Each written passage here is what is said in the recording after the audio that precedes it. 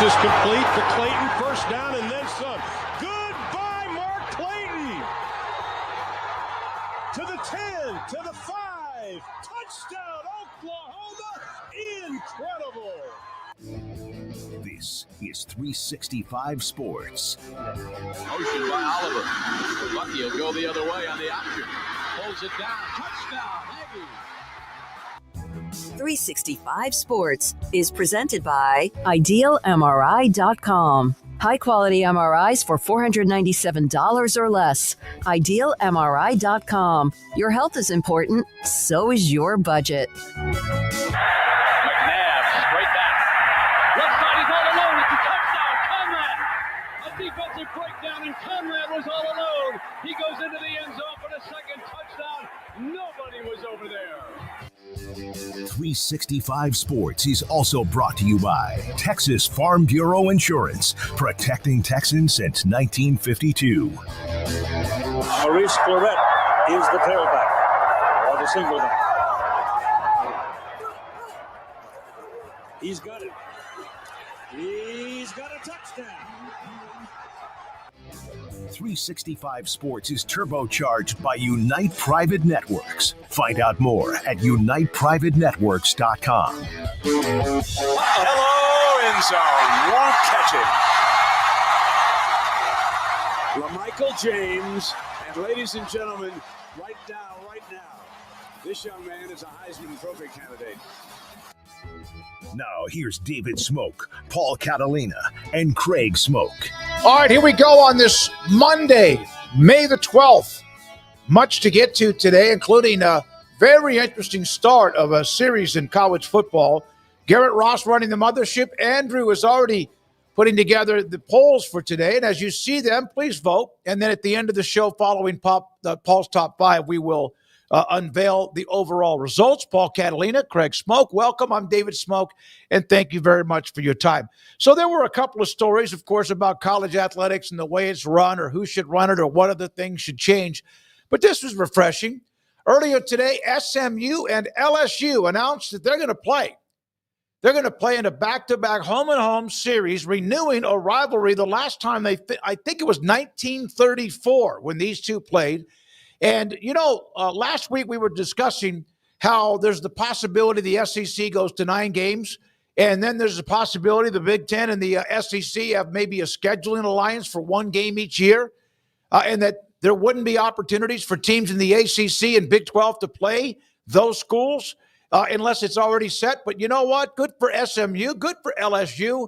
They found a way to play. Well, I also appreciate that LSU is doing home and home and not home neutral, which would normally be the case for an SEC team of LSU's clout, where they'd be like, yeah, sure, we'll play you in Dallas, but it's going to be at AT&T Stadium and not there. So they're going home and home and playing at Ford Field there in Dallas, right in the heart of it. And look, if I'm LSU, what I lose in potential, visiting fans that could come to the game in Dallas, I'm probably going to gain in, hey, by the way, we're playing in Dallas, for all those kids in Dallas that they're recruiting every second of every day that they can. So, I think this is a cool thing. I think SMU is clearly on the up. And Garrett, who knows where LSU is by 2028? I don't know, man. But I like it. I like, I don't know if you can call SMU a brand, but they're certainly, recognizable. I mean, they're old school, but I like this. I think they don't SMU's care. up and coming. They don't care right now what you call them. They're a part of the conversation. You say your name. Right? Yeah. Right. Craig? Will they play in Dallas? I know what the contract says, but will they actually play in Dallas when the time comes? I'm interested to see that. That's a small stadium that you wouldn't think LSU would necessarily travel to if they didn't have to. So what is their motivation? Probably getting into the Dallas area, playing an ACC team. SMU's a rising program, very well run by Rhett Lashley. So there are tons of benefits to that. But, I'm surprised to see LSU agreeing to go to Dallas to play, given the size disparity and that you'd get a lot more juice if you were to go play at AT&T Stadium instead. So I'm going to hold my breath on whether they actually play on the hilltop once we get there. But if it does pan out that way, I mean, regardless, I admire both teams for deciding to go forth with a juicy non-con game, and that definitely wouldn't have been the case up until a couple of years ago for SMU. That would have been just the same as signing up a Rice or someone along those lines, quite frankly. But because they've made the conference jump and because they've made the playoff, which nobody else other than Texas can say and TCU can say, they're in a different level than they were. And so, that's a program that's really shined things up in an immense way. And I think this is another sign of that, is not that they've inked this deal, but the way it's being looked at. Because it's being looked at differently now that SMU's kind of established itself. If you have done this announcement 5 years ago, does anybody care? Are we talking about how this is some great game? It would be a blip. No, we're not. With all due respect. No, we're not. I mean, let's just call it what it is. So that's a testament to what the Ponies have done. And LSU and SMU in a non-con game sounds great to me. So I guess they've only played twice before, and it was a long, long time ago. 1922, SMU won 51-0, and I can't find where the tie was on the Winsipedia page. I guess that was 34. 1934. Okay, so they haven't played since 34. So that's a long time coming, and good on both for getting this done, and I look forward to that. But I do wonder how it fits into the big picture scheduling if things go the way that some people anticipate they will. LSU is going to have a hell of a schedule in 28-29 if things go how some people believe. All right, so there's a good one for SMU, and whether they play, and I'm going to say for now that they will play at home. And one of the things is, okay, listen, we're going to play it. We'll play in Dallas. If they play at AT&T Stadium, let's be honest, it will be just crushed with LSU fans because of the size and the nature of how many there are. Well, part of this for SMU is they don't play TCU anymore, right? So that series is over, so you've got room to go replace them, and LSU's a major boost to the non-con schedule that otherwise was there with the hole in it because you didn't have TCU anymore. So, that's awesome. And, I wonder. I mean, I know Florida State went there this past year, and, Paul, it was great, but it's a smaller stadium, and I just have a hard time imagining LSU fans coming up from Louisiana. They had to. Again, that was like the ACC that was part of that was part of – they had to do that, the thing. It was part of the punishment. I think LSU's agreeing to this. Yeah, LSU's agreeing to this, so it's a little bit different. And I do share your trepidation, Craig, when it comes to it. I was trying to be optimistic. As you both know, it's not necessarily in my nature. But I did. What is the percentage, 1 to 100, the percentage of you being optimistic about anything? I'm I've been better lately. I'm at least in the high 30s now. But I just know how the world works. But and it's going to be floated. Here's the thing that bothers me. It's going to be floated out as like SMU doesn't see what they're doing of like, hey, we could sell a whole lot more tickets to this thing. That's more money for you guys if we just did this at AT&T Stadium. And hey, listen, we don't have to. We're happy to come there. We love your facilities. They're beautiful. Love what you guys are doing. You have so much money. It's great. Congratulations on being back in the big time. But we've already called Jerry. He's we can fit 40,000 more, or no, more than that. Actually, he could fit more than 40,000 more. So we'll see when we get there. But that's just one initial thought I had is, oh wow, they're playing in Dallas, and we'll see if that's actually the case when the time comes. But SMU's got some nice teams on their schedule moving forward. I mean, Baylor and TCU this year, that's got a rivalry aspect to it. And then Baylor, Notre Dame next year, Oklahoma coming up in 27. Then the LSU series starts. So, and then Colorado and BYU after that. So they've got some nice games that'll be of interest in the non-con. Well, I don't know if we're being unfair about the stadium site. Maybe we are. Maybe we're probably just realizing that could be a big money thing for everybody. But hopefully that SMU gets to play that game at home. And if they understand it would be better not to, then good for them. Good for them. We're definitely not being unfair in any way. It's just common sense that you might want to play that game in a bigger stadium. And so it was surprising to see that. But, it's not a knock. It's just common sense to at least wonder about that. And you know what? We'll see in 4 years, 3 years, 4 years when they play that game. Oh, we'll see something else pop. In fact, Billy Embody, who covers SMU and covers Ole Miss for On 3, will join us at 3:40 on it. Plus, Sam Spiegelman from Rivals right now. They'll eventually be on 3 this summer on high school football recruiting. And sometimes that used to be such a bigger deal. It still is. but with the transfer portal, it's kind of changed its outlook a little bit. Matt Brown, 425, wrote an article about the presidential committee. We've kind of discussed that. I think all of us have made it clear where we stand on that, but also his thoughts about general managers who are coming to college football from the NFL on what could be maybe a hang-up. And we'll also hear from Antonio Morales on a story. Was that you, Garrett, that sent that in? Mm-hmm. About teams that last year did not make the college football playoff? Have they done enough with their roster and more to be able to be a player this year? Michigan will be our team that we look at as far as their schedule as we go from conference to conference. And Paul's top five, and Andrew, as I mentioned, at his polls. We'll see the results at the end of the show. So I had an athletic administrator send this out to me. He was sending me a text about something else going on this weekend. And then he went back and forth. I said, I cannot imagine being in your position in this day and age of college athletics where something can change by morning to night. His quote to me was, all this, managing college athletics, it's like trying to nail water to a wall. And I just laughed my ass off when I saw that, because that's what right now they're trying to do. And I appreciate him sharing his thought. That's from somebody not with an opinion that's outside of it, right in the middle of everyday college athletics. Well, I think if people know who this person is, they'll be pretty easy to spot by this quote, because I double took, how do you say that? Did a double take at this quote, because the way I've always heard is nail Jello to the wall is how you would do that. I've never heard nail water to the wall, but it's the same thing, I suppose. So yeah, either way, it's difficult, nearly impossible. But yeah, I've always heard it's like trying to nail Jello to the wall.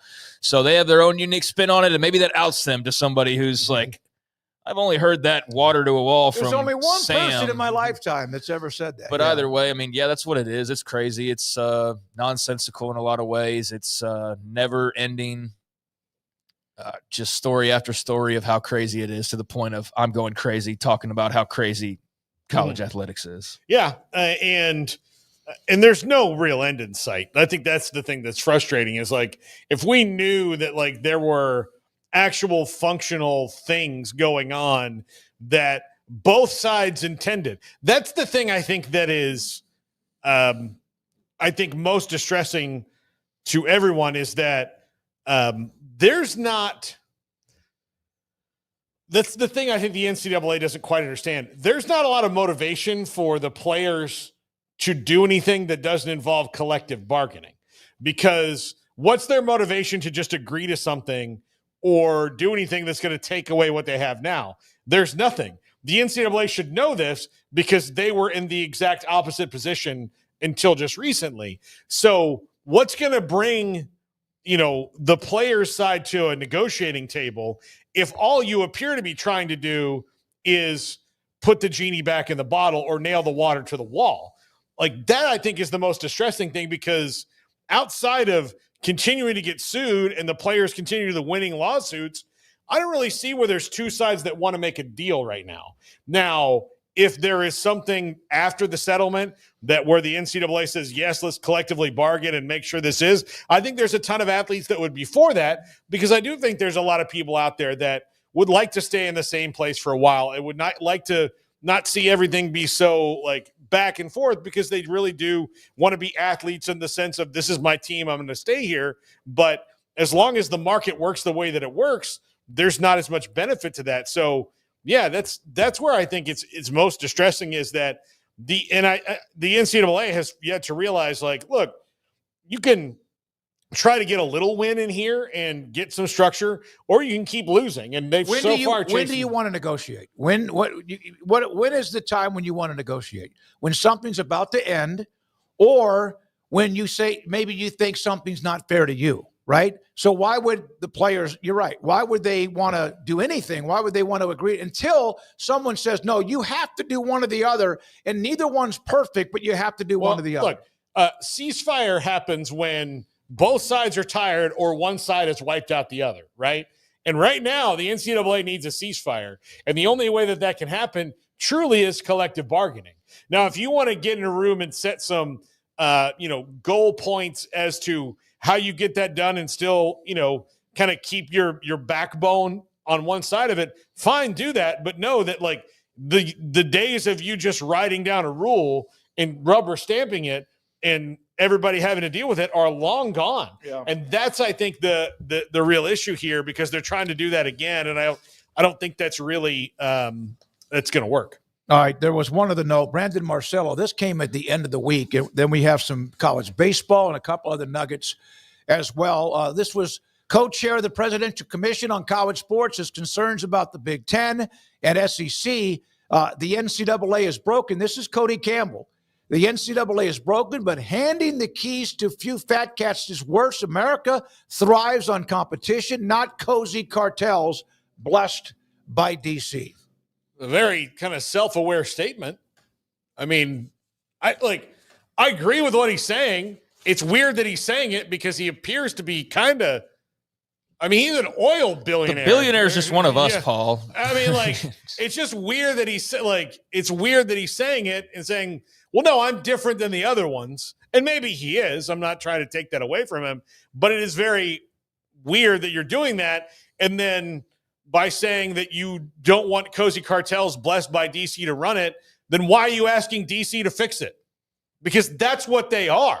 Like, are you saying that who formed the commission? Yeah, who formed the commission? The head of the country. Yeah. So like, what? I'm very confused. Like, he said something that I completely agree with, and that yes, the NCAA is broken and handling the keys to a few, like, all this is true, but also, that's.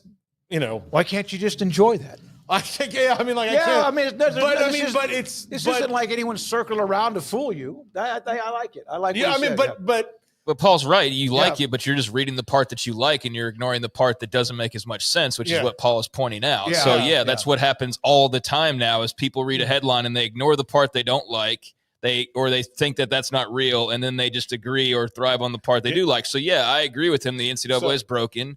I agree that handing the keys to a few fat cats is worse. I agree that America thrives on competition. But, dude, you're literally on the new group, a.k.a. Cartel, blessed by the president that just created the group. So it's like kind of the self-awareness is a little off. Regardless, it's fine. But that's where Paul's coming from, and I understand that. But, I mean, you're part of the cartel now.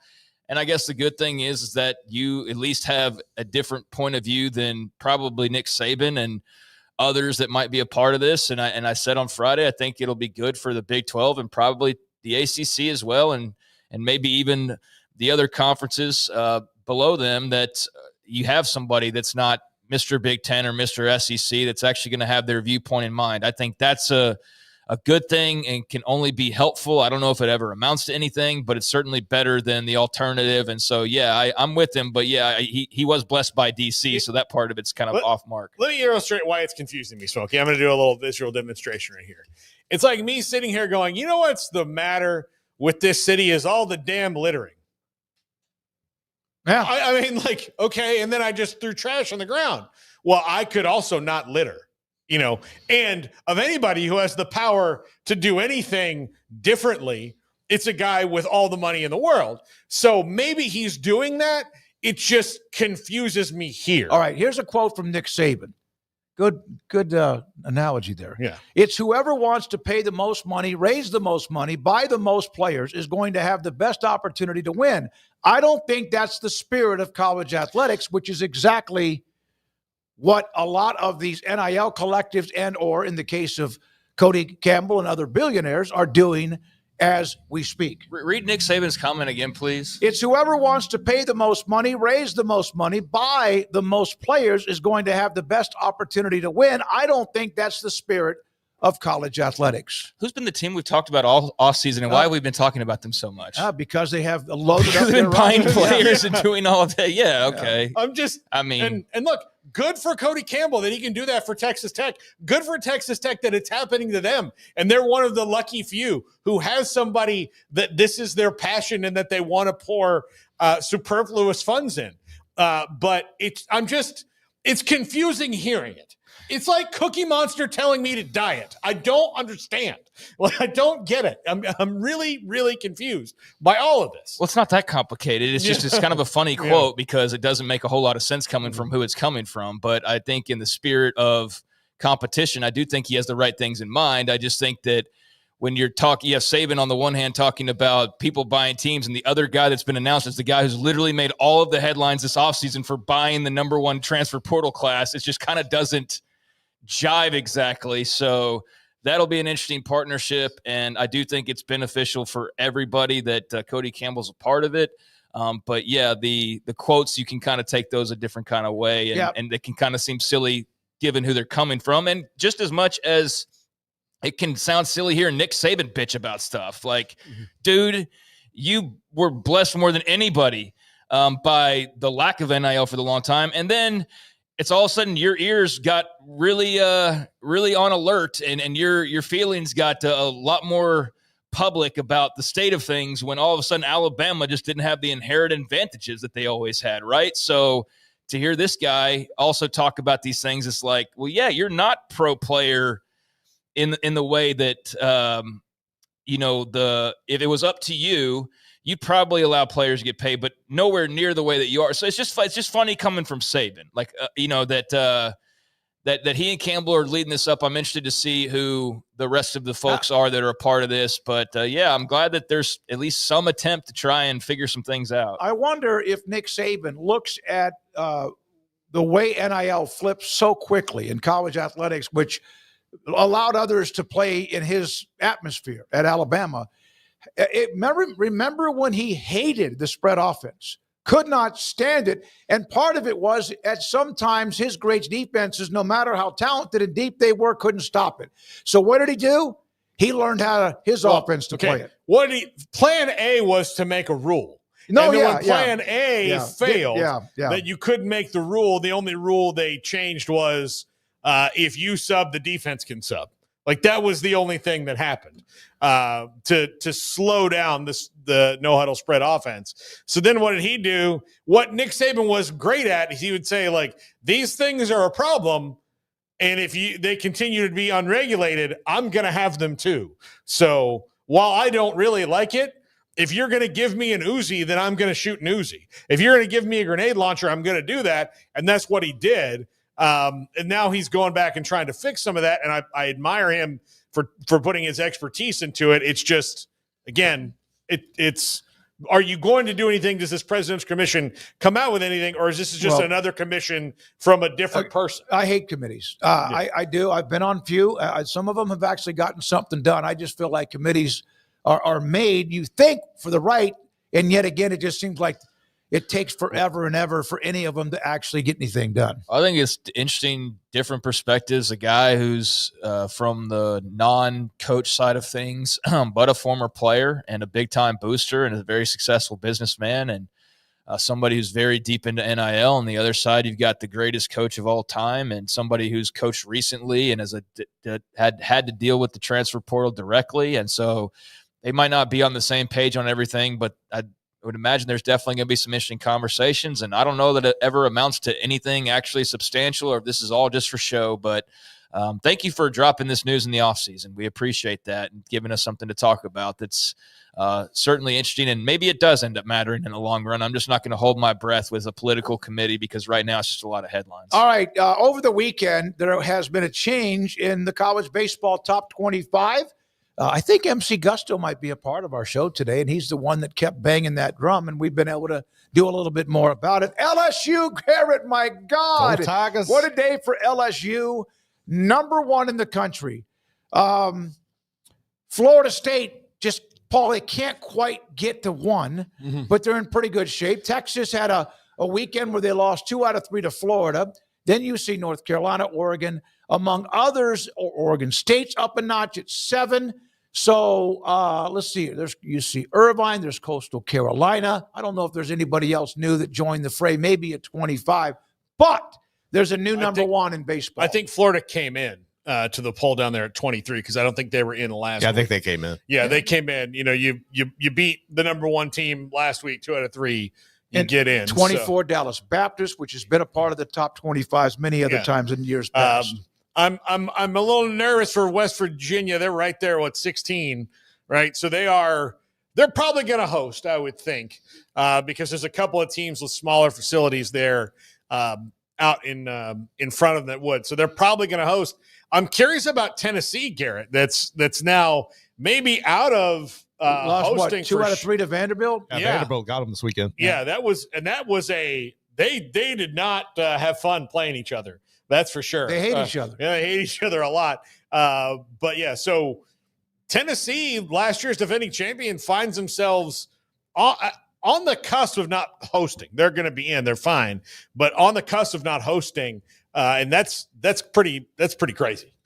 Yeah, it's extremely impressive to see what Dallas Baptist has done with that baseball program. I mean, I know it's been going on a very long time now. I mean, I was in high school and Dallas Baptist was a growing, thriving baseball program. So that's been a thing for a couple decades, but still just to see them, we never talk about them otherwise. Like most people wouldn't know they exist if it wasn't for that baseball team. So just the amount of attention they're able to get and success that they have, it's just, I'm super impressed by that. I mean, Texas starting to slip at the wrong time. I guess we'll see. I mean, it's not like it's do or die time just yet, but we're getting close to it. If they beat Oklahoma, they still win the SEC outright. Yeah, so I mean, they're fine, but it's just interesting to see them struggling a little bit here as of late.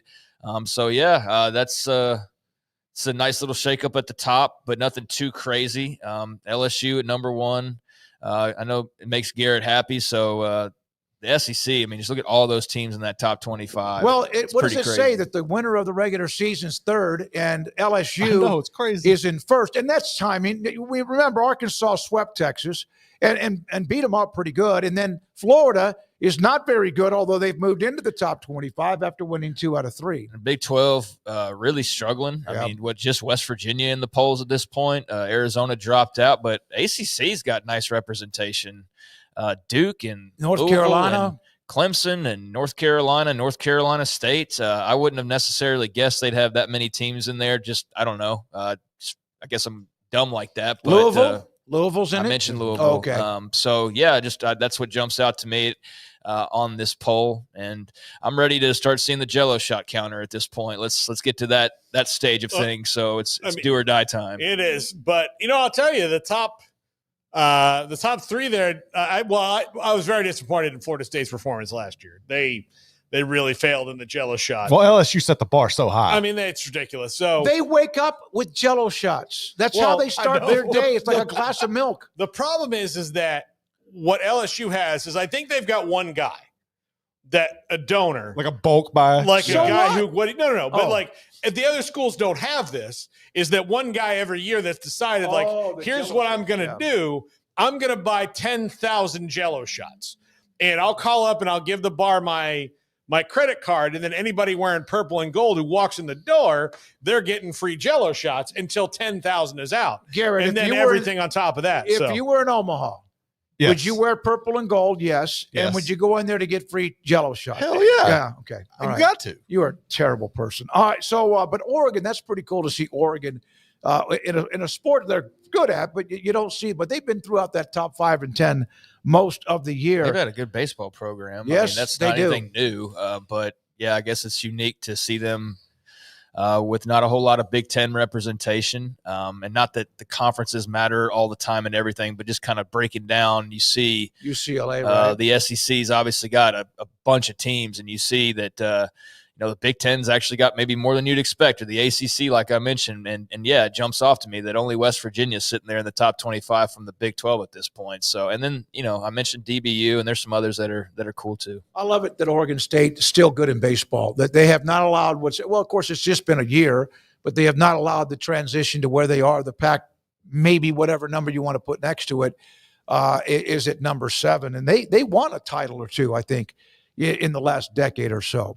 All right, so there's that, the college baseball top 25. Now, we move on to, this is just kind of a random graphic, but I love graphics. The highest paid head basketball coaches, their annual salaries. Now, there are maybe 1 or 2 that are, is there anybody on a private school that might not be there? Yeah, there's probably a couple of them. But Bill Self, 8.8, then John Calipari at Arkansas, and then, of course, Hurley, Todd Golden, and Tom Izzo at number 5.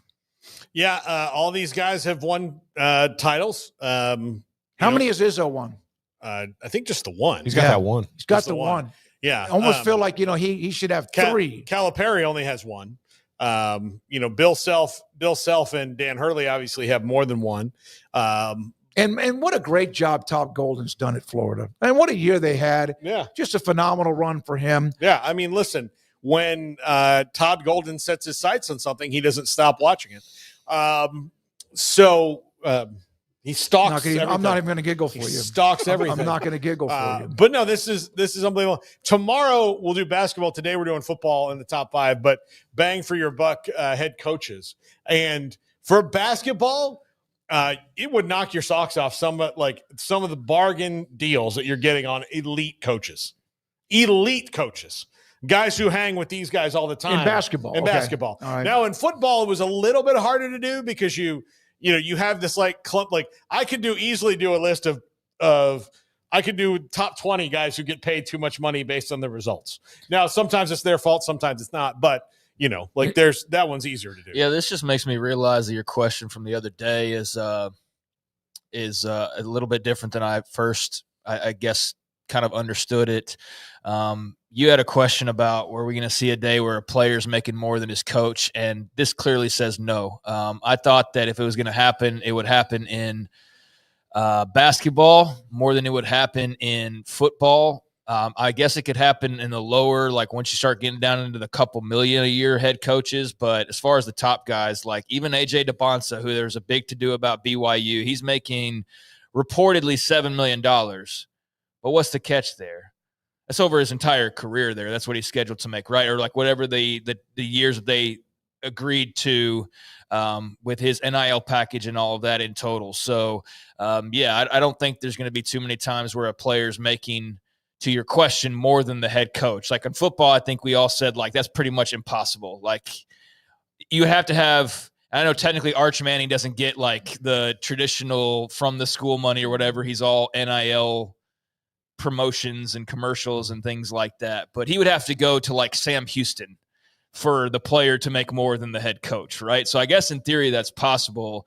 And in basketball, I don't know what they're paying old Kevin Young there, but I have to imagine he's making more than $1.5 million, a couple million. How much is DeBonsa? How much? I just said $7 million for his whole deal. So Okay. that's why I'm saying there's Bill Self's making more than that in one season. So I think, just to go back to that question, then I don't think that's probably likely to ever happen unless a guy who's just a major star like Travis Hunter decides to go to Jackson State. But then again, who was his head coach? It was Deion Sanders. Yeah.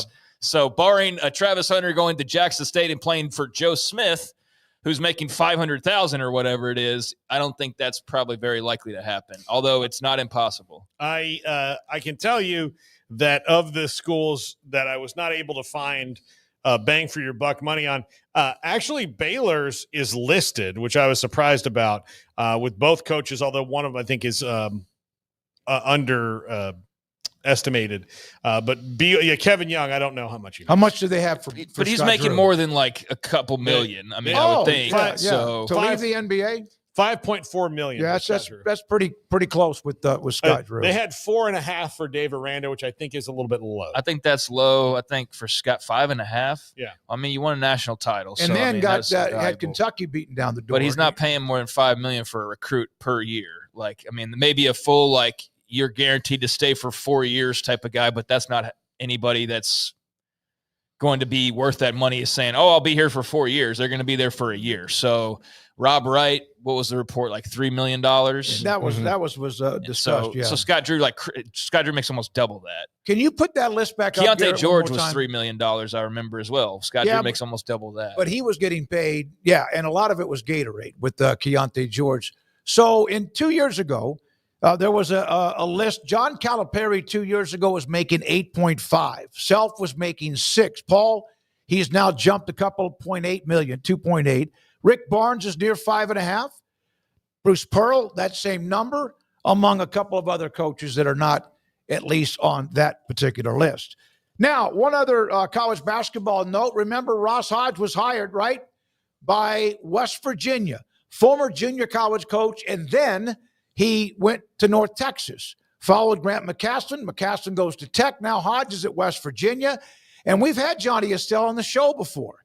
He was another former junior college coach. So If you're a West Virginia fan, these are two guys that recruit their butts off. They are hustlers. They are grinders. And Johnny Estelle, who was down near Kingsville, I guess, the last time we talked with him, is going to be, or Corpus Christi, one of the two, will join his staff in Morgantown. Yeah, a good grab there in Morgantown. He'll recruit his tail off, and he's been pretty established with that. Good coach on the floor too. So yeah, when you have recruited at the junior college level, and I think whether it's now or 50 years ago, a lot of players, there's some guys that are kind of almost sent to you because it was, especially back in the day, mainly because they needed to get their academics straight. But if you could recruit at that level, then you have something in you, because it's not easy. It's not easy at all. And then we don't get to the NFL too often. Craig will do that at Off the Radar, and occasionally we'll have segments on the Cowboys. And number one game will start the year, no matter who they are, what they do. They are just absolute ratings juggernaut, and the defending Super Bowl champions is not who I'm talking about. Eagles will host the Cowboys on a Thursday night to open up the 2025 season. Jerry is a very happy man. Oh, yeah. He loves being able to, be in the spotlight. I'm going to say this. This is actually, even though they're probably going to get stroked in this game because it's the celebration for Philly. Even though I think that's going to happen, this is good news in one regard for them, in that usually lately the NFL makes them play the Eagles on the road in like November or December. And so now they get the Eagles at home later in the year. Although we don't know when that's going to be. We only know about week one right now. And whatever else is going on, they're doing the schedule release every day on different networks. I love the NFL. You'll never get me to say that I don't love the NFL, but hey, we're going to take every day and then tell you when games are going to be is like one of those really dumb things. But this is interesting to me. Well, I don't think you have to worry about it too much longer on how much longer NFL networks can even be around at this point. And they're the ones that basically do that because they've got to fill their hours in the day. ESPN can at least pivot to some other things. But yeah, I mean, they do make a big to-do about it. That's just the ratings juggernaut that it is. And I don't have much for thoughts outside of this is a big game. I'm not surprised the Cowboys could go 0-17 for 10 years in a row, and they'd still somehow be the first broadcast announcement. It's amazing, the strength of that fan base. And I'm just glad that it's not Cowboys-Giants, because even though I know that hasn't been the case every single year necessarily, it feels like it's been the case every single year for a long time now. So, yeah, get rid of the Giants. New York, Smew York, whatever. I'm glad it's at least somebody that's deserving and of interest to kick off the season in Philadelphia. So, yeah, that ought to be a hell of a game right out of the gates. And one other note, I think I still have that one other note. Speaking of the NFL Network, Craig, you just mentioned that. Their number one face, Rich Eisen, he's the dude that switched over. He's leaving. This is huge for ESPN. They haven't had a true – I mean, Scott Van Pelt's like the main guy when it comes to actual sports highlight coverage and Sports Center coverage now. But someone with this kind of anchor in the middle of the schedule, in the middle of the day when his radio show is, which is likely to come over with him. And Craig mentions the NFL Network. I mean, ESPN and the NFL Network are in a partnership now, and Disney owns part of it. So the NFL Network is essentially just going to be an extension of them coming up. So this is kind of inevitable to get Rich Eisen back, but at least for their radio lineup and their midday programming, they have had somebody this accomplished who's not out of the clown car of yellers. I love Rich Eisen's show. I think he and Dan Patrick have two of the best ones going right now. And since ESPN's lost Dan Patrick, it's been kind of a slow decline in that kind of content for him. So I'm happy that Rich Eisen will get a larger platform because he's really, really good at what he does. All right, when we come back, Billy Embody covers SMU, covers Ole Miss for On 3. His thoughts, and we'll pick his brain about that LSU and SMU series coming up. And will the game in Dallas be right there on the campus at SMU? Or is there a possibility it could get moved? Either way, it's a hell of a deal that they're going to play each other. This is 365 Sports. PettyClinicalOT.com. Dr. Ken Petty can help you become the high-performance man you want to be, need to be, and used to be. I remember when Dr. Petty, I was contacted about promoting him many, many years ago. And at the time, I just hadn't really heard a lot about low T, had not heard a lot about the fact you could get an option or an injection or something to increase your testosterone. Maybe, perhaps it was from your family doctor. And he also is a family doctor, by the way. But he started this in a long, long way. And then all of a sudden, now you look at everyone's doing this, all sorts of options.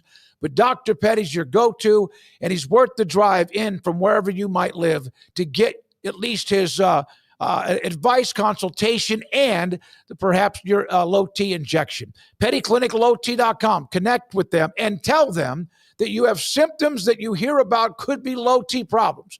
Sex drive, interest, lethargic, your energy is not good. A lot of things are off, and it could be your testosterone. He will set you up to get your blood work. He'll take care of that for you, get the results, contact you, and tell you about the option to increase your testosterone level at PettyClinicalOT.com. With Employee Pricing Plus at Allen Samuels in Waco. Drive home a new Chrysler Dodge Jeep or Ram with smoking hot deals that slay the competition. Only at Allen Samuels. You're gonna love it here. Come by. Let's be friends. I'll never get used to this.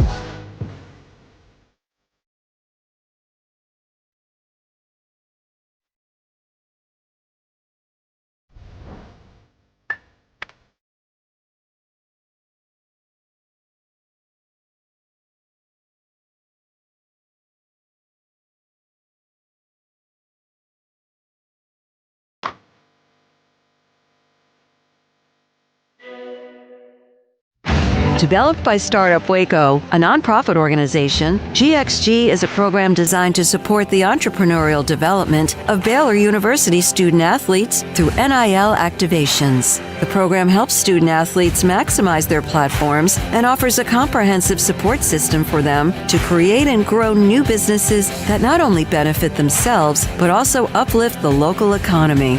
Fans who wish to support student athletes can donate to GXG via the GXG NIL Fund, BaylorBears.com/GXG. Contributions to support NIL activations through GXG can be made at BaylorBears.com/GXG. For more information, follow at GXG_GreenXGold on social media and visit the official website www.gxg.startupwaco.com. GXG, empowering student-athlete entrepreneurship and uplifting the local economy through NIL activations.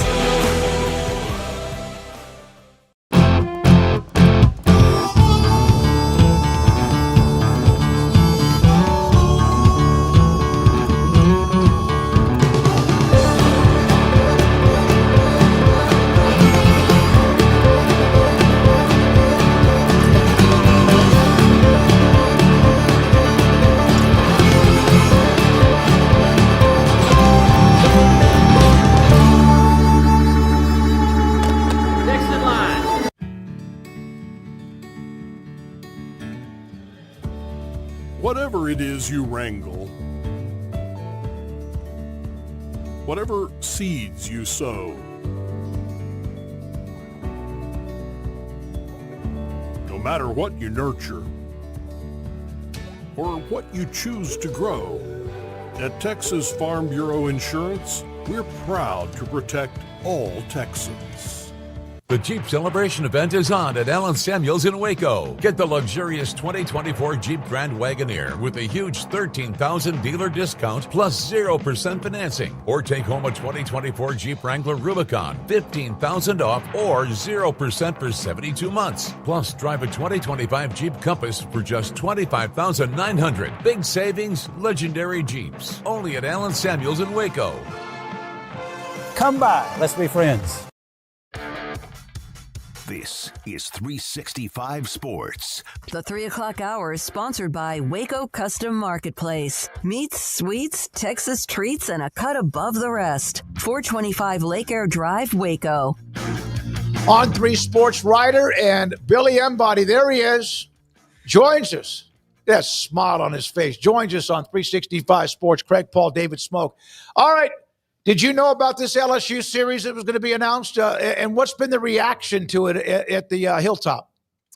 There's been some rumblings. I believe it was late March. Somebody on my message board said, "Hey, I kind of heard this rumor about an LSU series." And I said, "I'll look into it." And somebody said, "Well, not imminent, but I think we're on the right track here to getting something announced." And, once it became official this morning, it was huge for SMU. And it's big for LSU too. Dallas is a big recruiting ground for LSU. Now, what people are surprised about is that it is a home and home. It's going to be played in Tiger Stadium in 2028. It's going to be played in Ford Stadium in 2029. And both schools, in an interesting mix, are paying each other $750K for each game. So it's kind of a interesting trade there of money over the course of a year span. But for SMU fans, I mean, this is what SMU's program has been doing in terms of its scheduling. They've gotten a game with Oklahoma. They've also got another round against Oklahoma in Dallas coming up here in the next couple of years.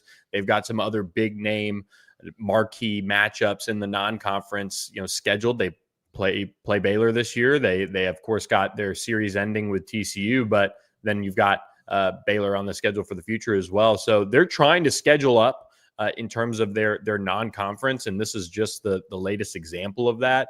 It's a great deal. I think it's two neighboring states that are both recruiting grounds that each program wants to be in.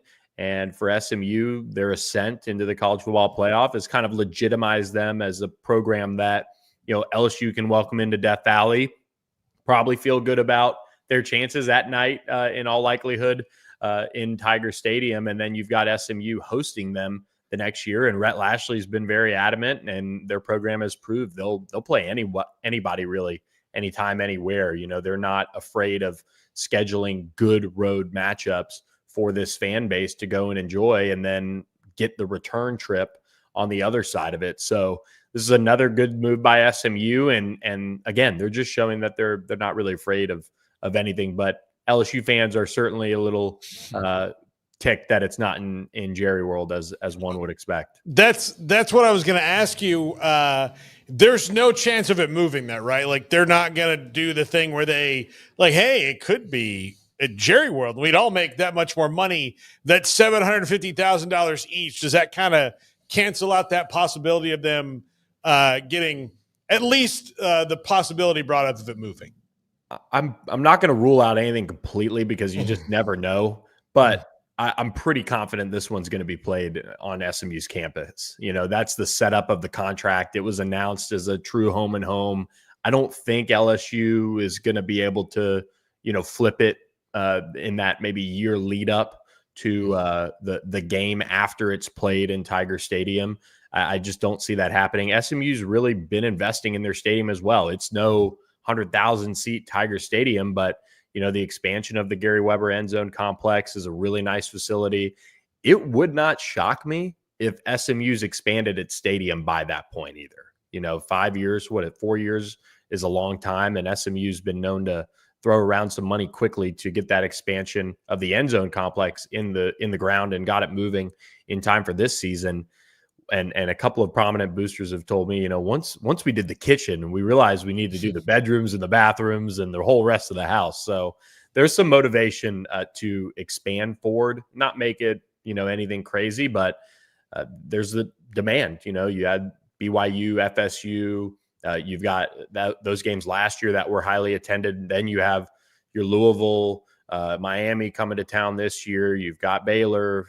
There's demand for tickets, and that's kind of what that new ACC schedule and non-conference scheduling has done, along with the success of the team. So it honestly wouldn't shock me if by then we're looking at a slightly expanded Ford Stadium either. So I would expect this to be played on campus. So, Billy, all the things that you're mentioning there, the college football playoff appearance, big non-cons, I mean, what a difference a year makes, right? And I remember talking to you when just the murmurs were out there about SMU and where they were going to land, and eventually it was the ACC. What kind of a difference has a year made in your estimation covering this team and just what that's been like? Yeah, I thought it was quite the jump going from the preseason expectations in their final year of the AAC and then them winning it.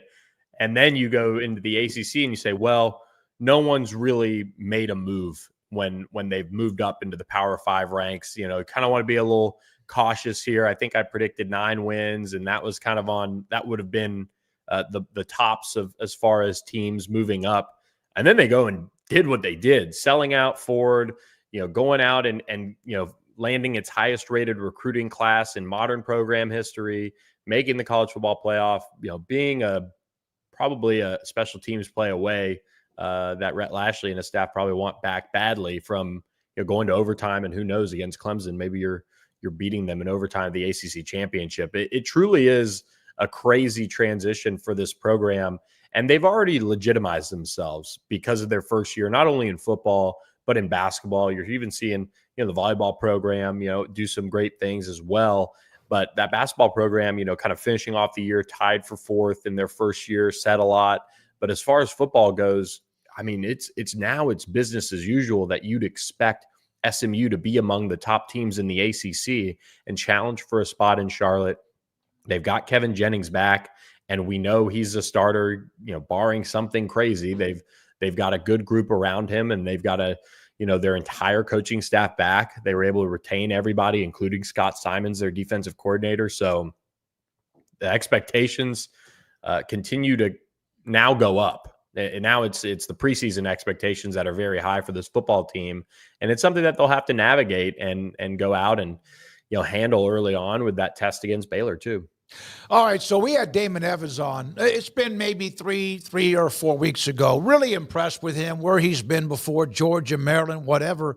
What has been, and this is obviously under his watch, maybe it was already something that Rick Hart was working on too, but what has been so far the reaction to him the first few months? Yeah, everybody has been really pleased with him. He's made some changes. There's been some staff changes within the athletic department already, which you'd expect, and some people who have been around SMU for a long time are no longer there. And that's kind of what you'd expect, though, with the new athletic director.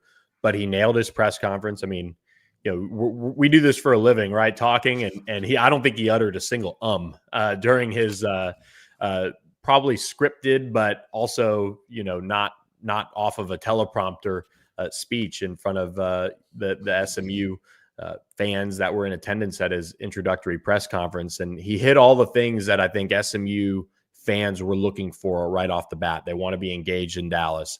They want to see the university get out more and do more.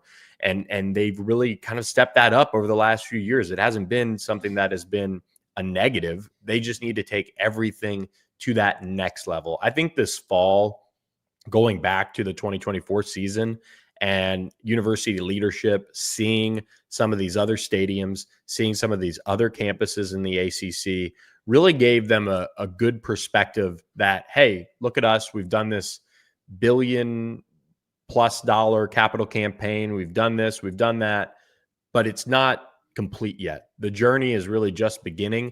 And that's in part why they decided to go ahead and make a change and find somebody that they feel like can take them to that next level. And, oh, by the way, you have to keep SMU on the right side of whatever realignment comes in the future. So that's been the mindset as to why they brought in Damon Evans. And so far, everybody's been really pleased with that. Billy Embody again with us on 3.com, covers SMU, but also has Ole Miss on his watch as well. Paul? And LSU. He's everywhere. Are you still right? doing LSU, Billy? No, we separated the SEC programs so that there's no whatever, turf war there. Yeah. You don't need them going back and forth at you. They already do that a little bit, but yeah. So Ole Miss, SMU, but still, keep a close eye on LSU. Spent a lot of great years down there. So I do have a question about LSU. SMU clearly, like we've talked about, is in an ascendancy right now. They're excited. They've got money spending. They want to expand the stadium. They're playing this. LSU, I can't tell where they are. Like they have inherent advantages by being LSU and being in the SEC, but Brian Kelly has certainly cleaned up things administratively in the state of Louisiana, which is not an easy thing to do.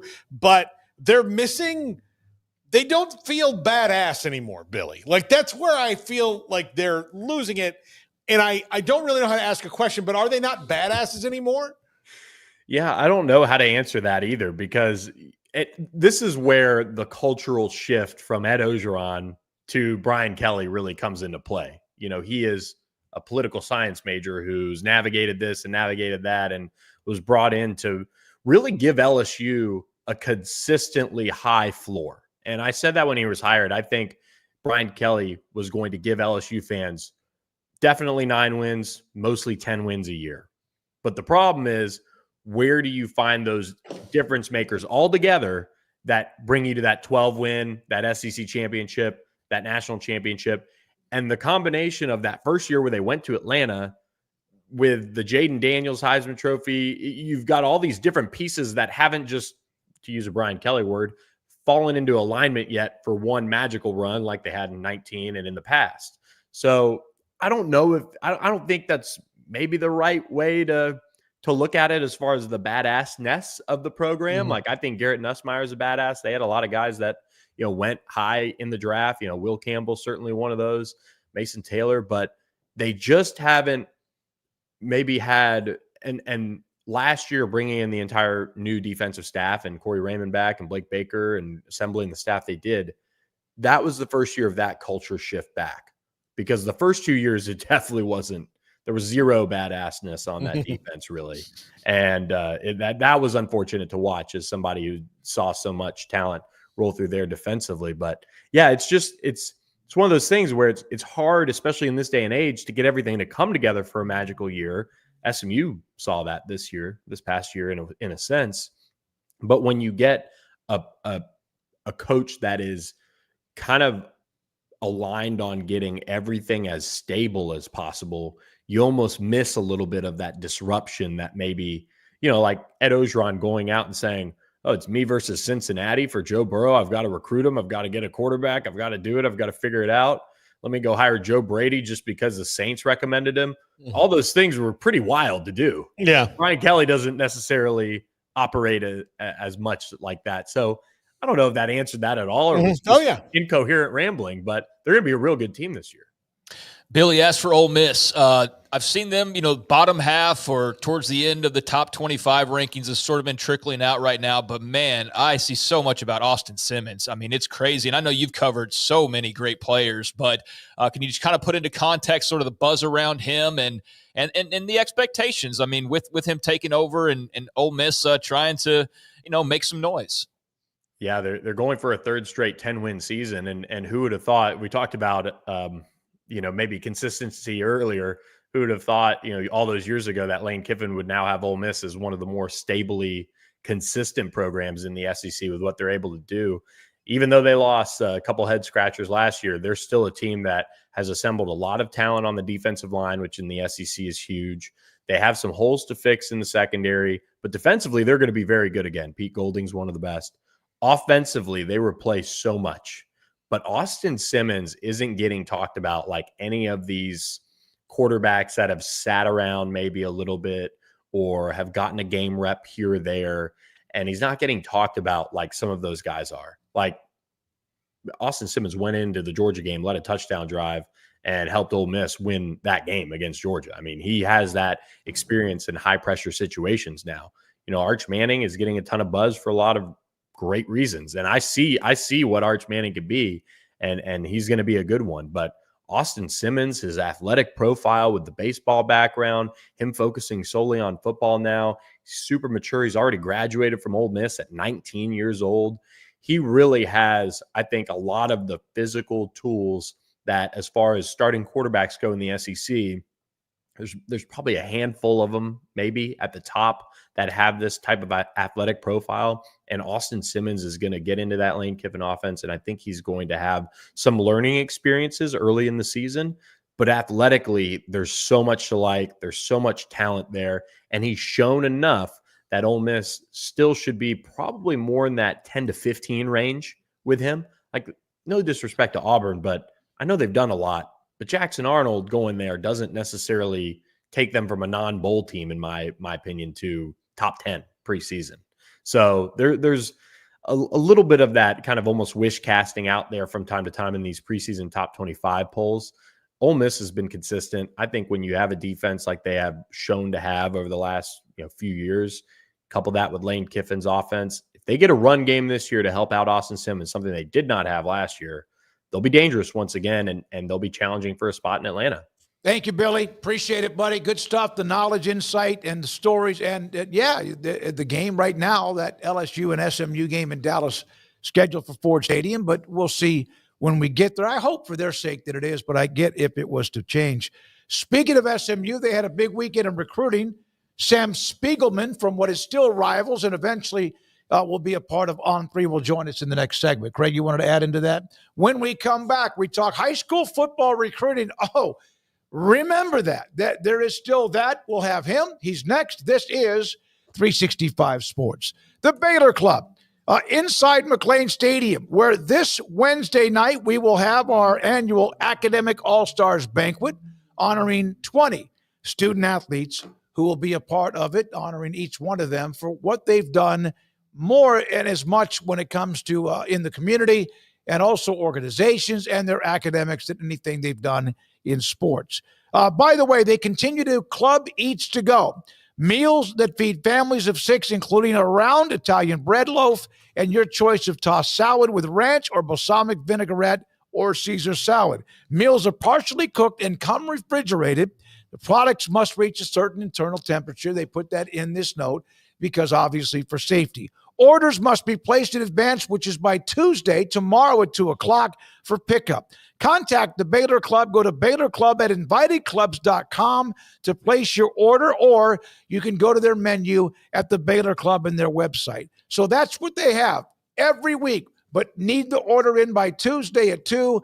Pick it up later in the week and enjoy a great meal for you and the family at the Baylor Club inside McLean Stadium off I-35 in Waco.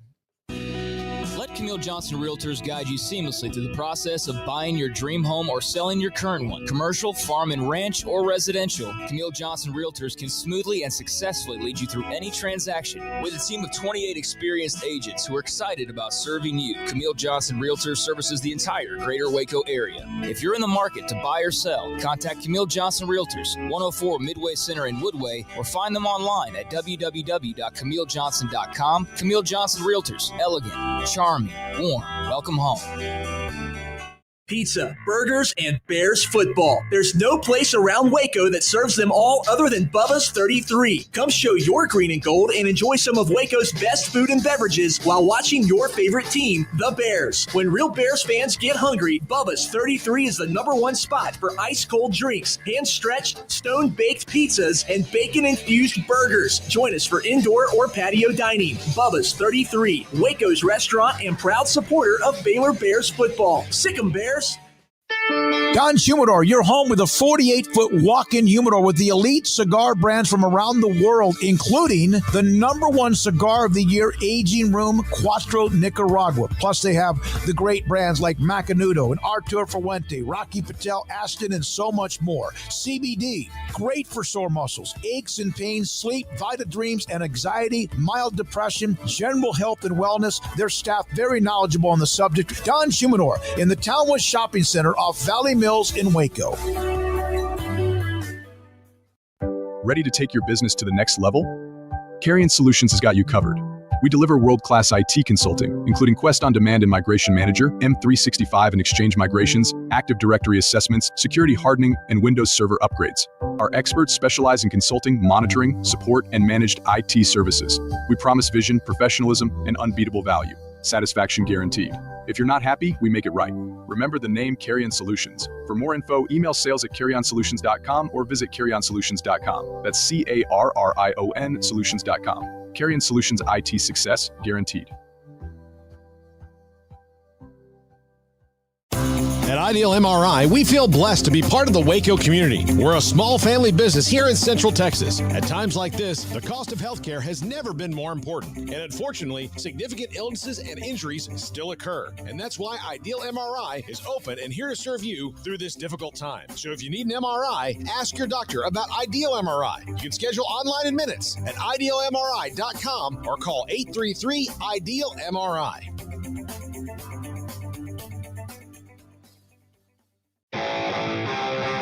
This is 365 Sports. Text us at 254-339-1122. The text line is sponsored by Riverbend Liquor and Wine, with the most extensive variety of craft beer in Waco. A hidden gem on Lakeshore Drive and 19th Street. 365 Sports, and at times because of the way that the transfer portal heats up in December, and then again what it does in the spring, that high school recruiting can get overlooked a little bit. And I thought about this, and we have Sam Spiegelman on the air now from Rivals.com, because we just had Billy Embody on, who covers SMU and Ole Miss, and SMU had themselves a nice weekend. Sam, thank you very much for your time. How much has it changed? Not the interest, but has it changed a little bit, I guess, because of how the portal has affected college athletics when it comes to, you cover that, but also the high school rankings too? Yeah, you think it's crazy for us. Try being a college assistant right now, and they never stop evaluating, never stop recruiting. But no, it's college football has kind of adopted almost a professional mindset when it comes to building out their rosters. If you look at the playoff teams, year in and year out, they're generally rosters constructed with homegrown recruiting, but splashed in some pretty critical transfer portal additions. It's a fast way to get instant help, veteran help. Usually, it's hard to sign a 25 or so man class at the high school level and get every box checked in terms of completing every hole on your roster. And also there's a development factor, and not every high school player is able to step in and play a signature role, but through both ways. It's completely changed the landscape of college football recruiting, and until you can master it, it's hard to play catch up if you want to be a contender. On Rivals, you guys have USC rated right now in the 28 total commits in 2026, which is kind of well beyond anybody else, in the top 30. What has changed with Lincoln Riley recently, where there's now buzz, at least among the high school elite, about going to USC, because the last 2 years have been tumultuous? Yeah, and this is going to sound so cliche, but USC has started to recruit the best talent in California. They flipped a couple of guys that were committed to Oregon and elsewhere in the Big Ten. That were committed out of state, which is, that was not a theme when Pete Carroll and the Trojans were on top of the college football world. And it's been they've certainly secured plenty of hometown 4-stars and 5-stars over the years, but not nearly the right talent. And, since Dan Lanning got to Oregon, they've been picking talent out of the West Coast and in California and the Los Angeles area in particular. And this year, Lincoln Riley and his staff, they were reinforced and driven to keep the best home. So far like you said, they're up to, they have almost 30 commitments. They're obviously not, I don't think they'll sign just that many, but a good chunk of those kids are all, a stone's throw away from campus. If you're going to, any college football program is going to, that at least competes for championships in their conference or for playoff spots, generally that roster is going to be constructed from the hometown talent and built out. Of course, there's going to be national guys left in and right for contenders. But generally, the championship model is a roster with some homegrown talent. And then USC is trying to get back to that rhythm this year. Sam, I saw you had a couple pieces on SMU. We actually just had Billy Embody on talk about SMU. And, man, they seem to just be on a heater with all things right now. How have you seen their recruiting spike or evolve over the last year in particular, with the success and also the move to the ACC? Yeah, Billy is the best. So I wish you guys didn't have him ahead of me, so I had to fill those big shoes. But no, you know what? If you talk to recruits, the first thing they'll tell you was SMU played in a college football playoff game last year and they won a game. That's something that Alabama can't say right now, by the way. And Rhett Lashley has done a terrific job from getting back to SMU and building this program. How a lot of fans and Texas diehards would have expected this place to be humming as it is. They're keeping in-state talent home. They're keeping Metroplex guys close to home. Transfer portal, they've taken advantage because for so long, some of the best talent in Dallas would go either to Austin or, out to USC or Oregon, LSU, wherever. But it's become way more lucrative to stay close to home, whether they're in-state or local. And obviously the success and the character of the coaches on this roster. Brett Lashley is putting SMU in the maybe the team best geared to stay here for long term. It's a young coach with a young coaching staff, and they have that continuity. They do play in the Power Four, but not the most difficult conference to compete in year out, and then they're making the most of it, and I don't see them slowing down anytime soon. You mentioned what USC's done with a lot of the high school recruits in the state. It's amazing because not everybody has to win their state, but obviously with California, it's important. Has the timing of when schools need commitments from high school players changed at all because of the portal? You know what? Definitely there's been a shift. Generally quarterbacks like to come off the board a little bit earlier. That's partially, you could say, due to transfers. Obviously each team is going to try to address the quarterback position almost instantly. We've seen the big transfers in the portal go off already at this point, with Nico being the most recent and that being even a little bit late in the cycle. So you're seeing most of these high school quarterbacks now off the board, nowish, the month of April, month of May, early in June. That's also due to the fact that official visits are starting in the spring. So quarterbacks, again, getting ahead of the curve for their position group for high school kids. But a lot now after these transfer portal additions, you'll see a lot more commitments from high schoolers in May, June, July. It's largely always been, before their senior seasons get going, but now we're seeing just a little bit on the earlier side of the calendar. I don't know how much transfer portal is a factor for every kid in every position. Every recruitment, of course, is unique, but certainly by late spring and midsummer, a good chunk of the incoming seniors are already off the board for now. So is there anybody in this class that is Jeremiah Smith-esque? I mean, he's a unicorn, I know, but is Booby Feaster or someone like that that can step in and make that kind of impact? Yeah, I think Booby Feaster is a 5-star talent. I don't know if he is Jeremiah Smith. I don't think there is another Jeremiah Smith. But Booby Feaster is definitely one of the cream of the crop in Texas's class for this year.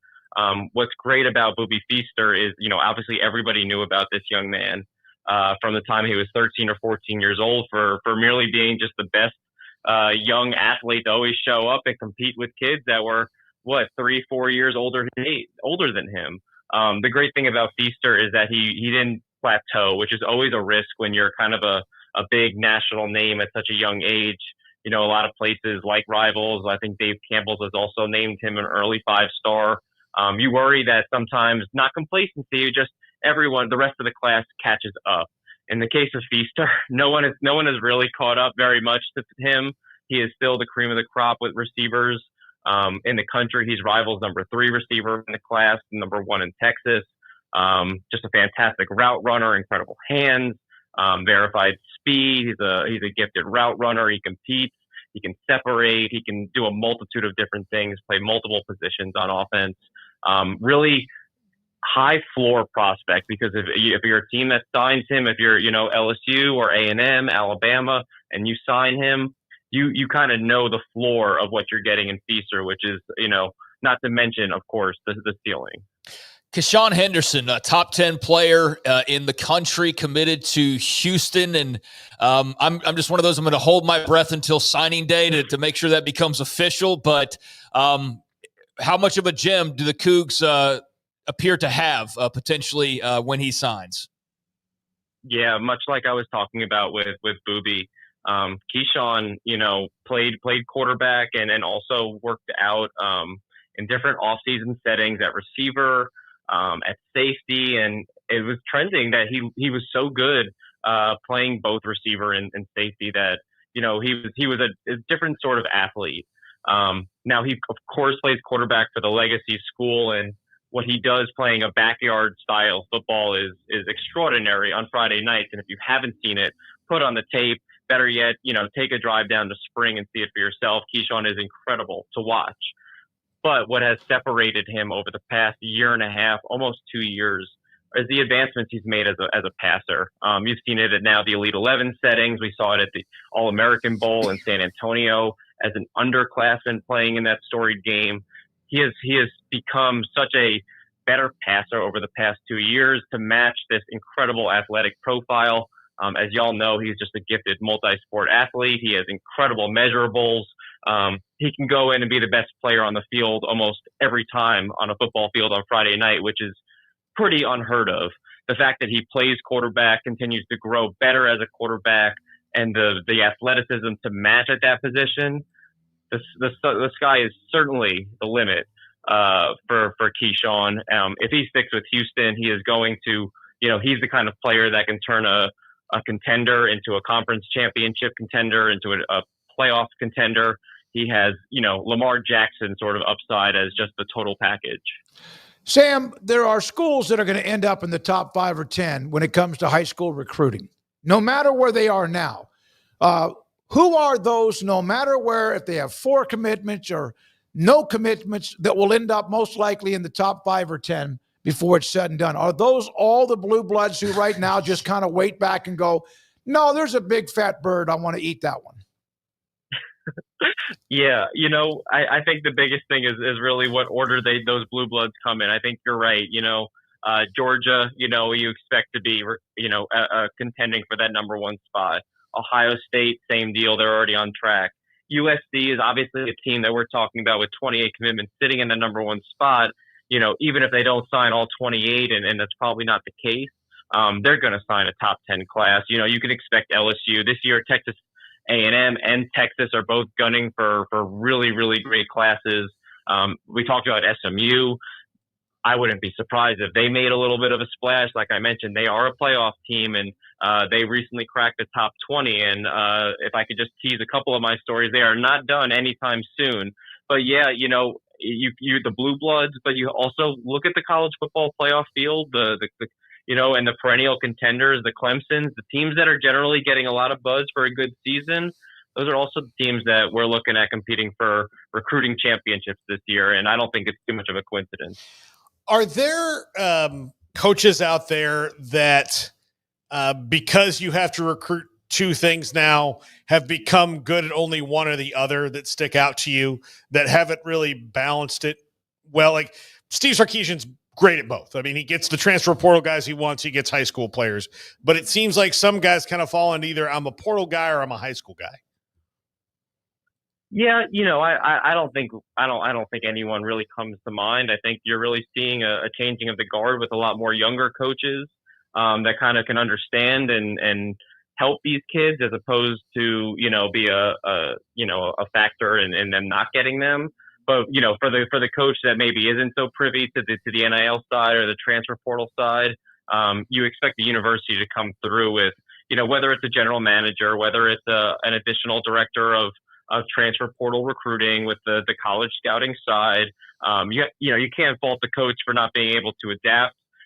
You have to be willing, and you have to also supply him with the resources. And like I said earlier, the teams that are competing for playoff spots, those are the teams that are doing both parts of this general managership correct, with recruiting the high school level, developing that talent, and also filling gaps on the roster through the portal. Sam, when it comes to the Big 12, there's not a lot of separation. I mean, it's basically boils down to kind of just who has the most commits at this point in time. Right now, Kansas, the number 1 class for 26, Arizona State, fresh off the conference title, Iowa State, those are the top 3. But then there's, all the rest of the 13. I know you've written about Colorado recently. Arizona State, obviously, coming off that success, is a little hot. But who would be maybe a program or 2 or a storyline or 2 out of that league that you find of interest right now? Yeah, I don't think Arizona State is anywhere close to being done. I mean, I know you mentioned them in having a top 3 class in the conference right now, but again, kind of following that same mold as Rhett Lashley and the Mustangs. Kenny Dillingham and that staff they get Arizona talent. There's always really great players out on the West Coast each and every cycle, and Arizona State is now becoming a way more attractive option. But That staff is really equipped to hit SEC territory, and they are coming full throttle. Their surge into the top 3 of the conference has largely come in the past, 4, 5, 6 weeks at most. They're hitting Georgia, they're hitting the state of Alabama, they hit Florida, and they recruit Texas. And they recruit Texas very well. Dallas, Houston, Central Texas. They do a really great job. And they still have a lot of big targets on their board. So I wouldn't be surprised if they're another team knocking on the door for a conference recruiting championship as well. Thank you, man. Sam, continue what you do. The transfer portal and high school rankings, Sam Spiegelman with Rivals.com, and also soon to be later on this summer on 3. Yeah, and he had a piece on, or at least some notes on Colorado as well, and I guess when next time we have him on, we can dive down. It's hard with 16 teams in a conference to kind of get around to everybody in that league, much less the rest of the country as well, We almost need to just get like when we get closer to it, like one guy in the Big 12, one guy in the SEC, Maybe, and just go through it and then separate them into parts. Yeah, I mean, if it's just there's guys that can do that. That's great. It's so much with 16 teams. But Arizona State, I think I'm more curious about anyone like what they do, in the Kenny Dillingham era, that they've had immediate success with him as a coach.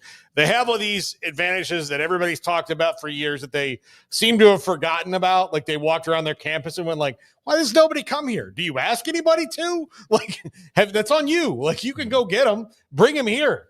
They'll love to stay. And so now with all that going on, I'm curious to see if they can maybe hit a faster ascendancy, than others, just because of the fact they're in this major market.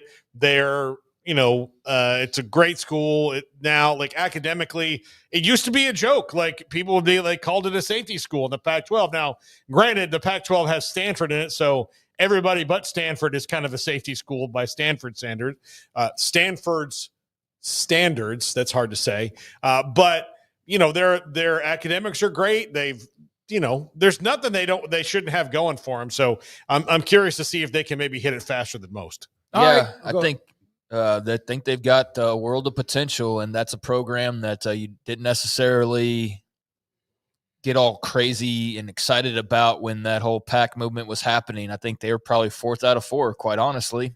But they've very quickly established themselves, and not only that, but they have a lot of upside that Kenny Dillingham, being a Sun Devil, might be able to unlock that a lot of people weren't able to. I mean, just by winning the conference title, that was a big step forward that we hadn't seen from them in quite some time. So yeah, that's an intriguing school. I think Dion in Colorado, just because of that celebrity and the different way they do things, I'm very curious now post Shedeur and Hunter of just what all that looks like and what kind of talent he can keep bringing in, Julian Lewis and so on and so forth. They're going to bring in talent, but just fascinated post that initial era of kind of how all that goes and their recruiting approach as opposed to a lot of the more traditional recruiting approaches or what you've typically seen. They definitely do things their own way. Tech, not so much like making a lot of noise in traditional recruiting. It's the transfer portal is why we've talked about them so much. I mean, they've recruited really talented high school players as well, but the big headlines have all come from transfer portal guys. But how much can they pick up, especially with such a big year ahead of them potentially, and just on and on and on. There's a lot of interesting schools, and it does feel like kind of a throwback to even be talking about high school recruiting. I feel like we haven't probably done that in a really long time. That's why I thought it was interesting. And a lot of it has just some of the movement that we saw over the weekend. One of the things I noticed about SMU is they have 3 4-star recruits. There's a lot of schools that don't have those, won't get those, and haven't had them for quite some time. When we come back, he's as good as we have when it comes to a guest, Matt Brown, extra points. He's next. This is 365 Sports. Allen Samuels House of Travel is a full-service travel agency with highly experienced travel consultants plus support staff with over a combined 150 years in the travel business. They are ready to take care of any travel situation for you, your family, and your business, and with the kind of knowledge to complete a seamless itinerary trip start to finish. They will search for the best deal to accommodate your budget from air to cars, ship to shore, hotel, and even meeting space. Name a destination and they've been there. They know the places to go in international and missionary extraordinary travel is one of their unique specialties. Allen Samuels House of Travel, celebrating 50 years in business. Call Connie, Sherry, Linda, or Bambi at 254-776-2560 or find them on Facebook or at houseoftravelwaco.com.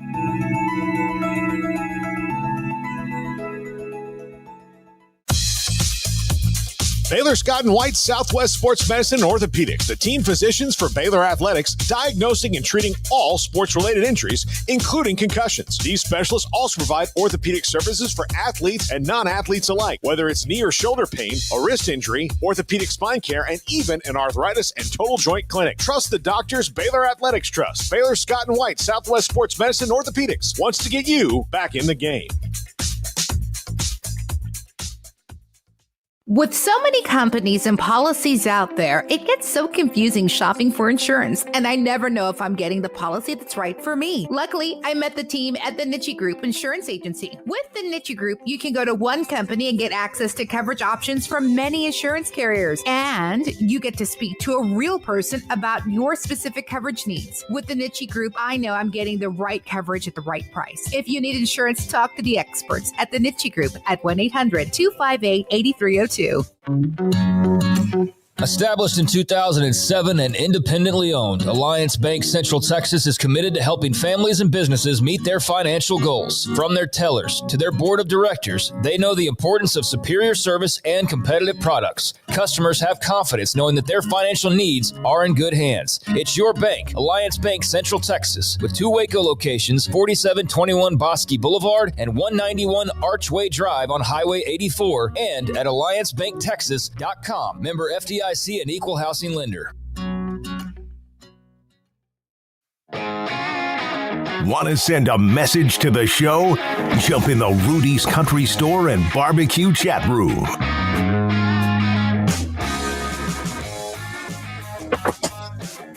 Here we go, this 4 o'clock hour.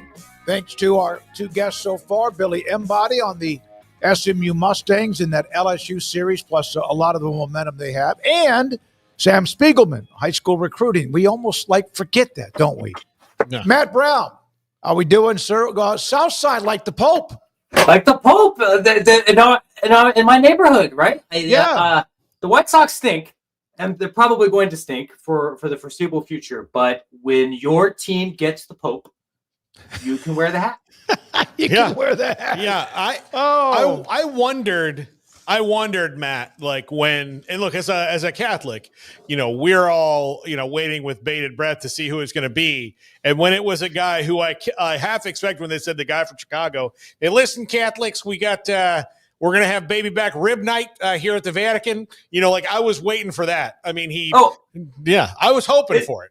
No, it has been nothing but 6 days straight in town of just Elwood Blues memes and deep dish communion wafers, and people here are not going to shut up about this forever. Even if he's doing nothing but speaking Italian, and bringing up Peru more than he is Chicago. No, he's ours. Hey, what would happen if he took spaghetti noodles and broke them in half? Wouldn't do that. Wouldn't do that. Wouldn't do that. That'd be it. He'd be gone. He'd be gone. Oh, go ahead. You were going to say something else. No, Bob. hey, New York doesn't have a pope. What's hilarious? We had a pope from the south side of Chicago who didn't go to Notre Dame. We're sitting here, we're talking all of this here about high school recruiting and transfer portal recruiting. If there hasn't been a bigger recruiting miss in the last 70 years than Notre Dame letting a pope in their traditional backyard get away, and he had to go to the Big East, I don't know what it is. That's a great point. That's true. I bet it doesn't happen again, though. I mean, they'll be a part of that conversation. So you have your extra points, and I've told this and said this. It's a great newsletter. I love reading it. At times, it's going to take a little longer than others, but I print it sometimes, because I kill trees, and then I'll piece together. So let's start, though, with the general manager position. I saw you reacting maybe to somebody else's note about with Mike Lombardi. And it was the most disappointing, this is from a Lombardi quote, the most disappointing thing about college game that I've experienced, players don't view the contracts as binding. And then he also was talking about maybe the interaction between players and also the teams. So do you feel like Lombardi and Nagy will be the first test because that's what they're doing? I definitely think Lombardi is because he's, I think, the highest paid GM. He's the highest profile GM right now. And what you would hear, I made this point while interviewing other GMs. I've seen other of my columnists and reporter colleagues saying something similar, that there's some big differences between the NFL and college football. You can be an outstanding talent evaluator. You can understand ball, and that's great. That's very much part of the gig. But there's so much in the college world that's different, in part because of the fluidity of contracts. There's no collective bargaining agreement. You're not dealing with employees. You're not dealing with agents that have met the same standard of professional certification and quality as you have in the NFL. And there's a whole lot of horse trading and campus politics that have to go into running a roster too. I think one of the most, kind of compelling things that I heard was talking to some other college GMs saying, like, big part of my gig is knowing who I got to talk to in the compliance department, who on the academic side that we got to talk to make sure that a JUCO kid that we want, that his stuff's going to be able to transfer correctly. And if you've spent the last 12 years with the Cleveland Browns or doing something else completely different, you don't know that world. So I'm not shocked that Lombardi is like, wow, this is disappointing to me. I didn't realize this because that wasn't his world.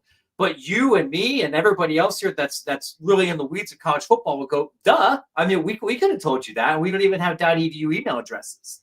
If somebody like Nagy at least has been in the college adjacent world, I think, for a much longer period of time than Lombardi. And maybe at the end of the day, they'll all be fine.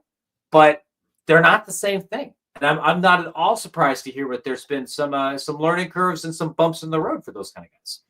Matt, the House settlement continues to drag out.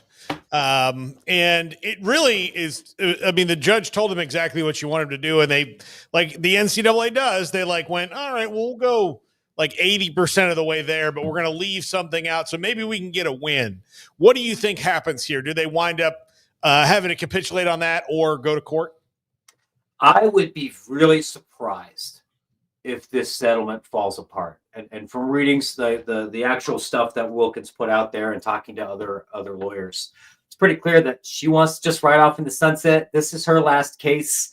They just wanted to fix this one thing. And yeah, it surprised a lot of people to see the motion coming back and saying, we're not going to mandate this here for everybody. But it would be a significant surprise if something that ultimately doesn't cost that much money and isn't going to change that many athlete-specific situations blows up this entire thing, especially because the costs of going to court and losing are truly existential. The billions of dollars in back damages and the millions of dollars in revenue sharing that's going to occur this summer is going to mean a lot. It's going to mean a lot for Baylor and Tech and Incarnate Word and everybody in this ecosystem.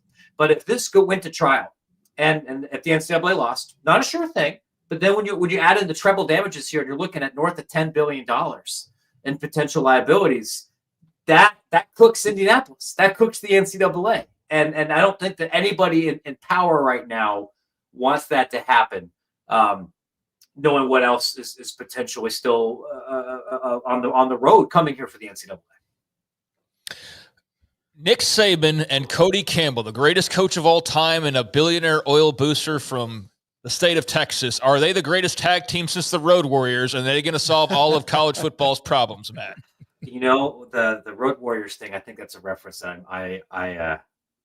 unfortunately I'm not going to get. I'm trying to think of It's a little older. It's a little older. Little older. I wrote the about Hardy this. Boys. How about that? Sure. There we go. Okay. Yes.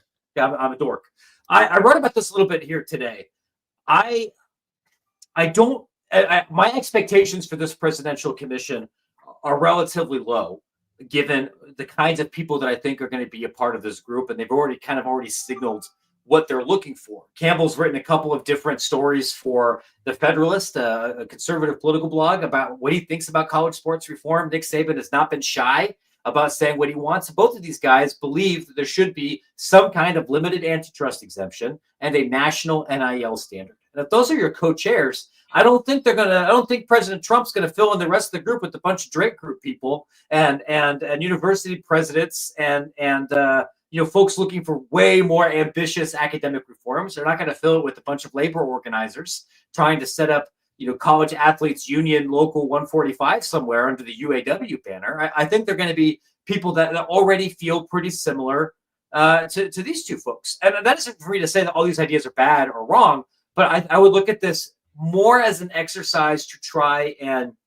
manufacture consent or to get more Republican lawmakers on board with some of these ideas to get a Cruz bill over the finish line than I would for some kind of novel, completely reformy working group. Lord knows there's been a lot of those working groups and a lot of PDFs made since all of us here have been in this business about college sports reform. Too many, Matt. The issue, like getting a bill over the line is the only thing that they can do. But if this ends in an executive order, that's even a bigger nothing than anything because there's no teeth to those. That's just, I wrote down there should be this, but there's not mechanisms in executive orders. Well, they're usually not, right? And this is something I wrote about here too, and I want to be careful about the market I'm in here. I want to tread carefully, but to the extent that an executive order has teeth depends on what Congress and the courts do. And if this is supposed to be limited to the executive branch, but nobody challenges it, and courts are fine with it, and the Congress doesn't push back, it might work for a little while until you have a new president or a new Congress, and then it gets undone. It's certainly not supposed to be permanent. I don't want to go so far as to say there's nothing that Trump could do about college sports, in part because if we're being honest, there's a bunch of stuff that in Schoolhouse Rock or in my sophomore year political science class, we learned presidents probably shouldn't be able to do, and maybe they get overturned in lawsuits later, but they've happened now. So those are all things that I think university presidents need to be cognizant of. Because I don't know, maybe I'm just making this up here. You come back and say, okay, I think college sports should be like this, and if you disagree, I'm taking away all of your FAFSA and Pell Grant money because that's run through the DOE, and that is the executive branch. Well, I mean, it could take 6 months for the lawsuits to get sorted out. In the meantime, people are missing their money. So you never know how everyone's going to respond. How do you think it will end with Judge Wilkin? Will it ever end? Because then there's still going to be lawsuits no matter what she rules on. But kind of give me your idea, because I'm not real good about some of these things. But other than the fact that they keep she keeps telling them, this is what I want you to do. And they keep on yeah, but I didn't make Paul, you brought this up. Clean your room. You did, but you didn't pick up the socks on the floor. How much can they push this with her? I think that's a great analogy. And I don't know how this has been maybe with your kids, but I've definitely had some moments where I'm trying to get my girls to do something so we can leave. I say, clean the room. And they clean the room, but the bed's not made. Make the bed. Okay, but now this sock's over here. And at some point, because I am maybe not as good of a dad as I should be all the time, at some point in my head, I just go, hell with it. And we just go. And they get away with maybe not doing 100% of that particular thing. And that's how settlements work sometimes. I expect Wilkin to eventually approve this.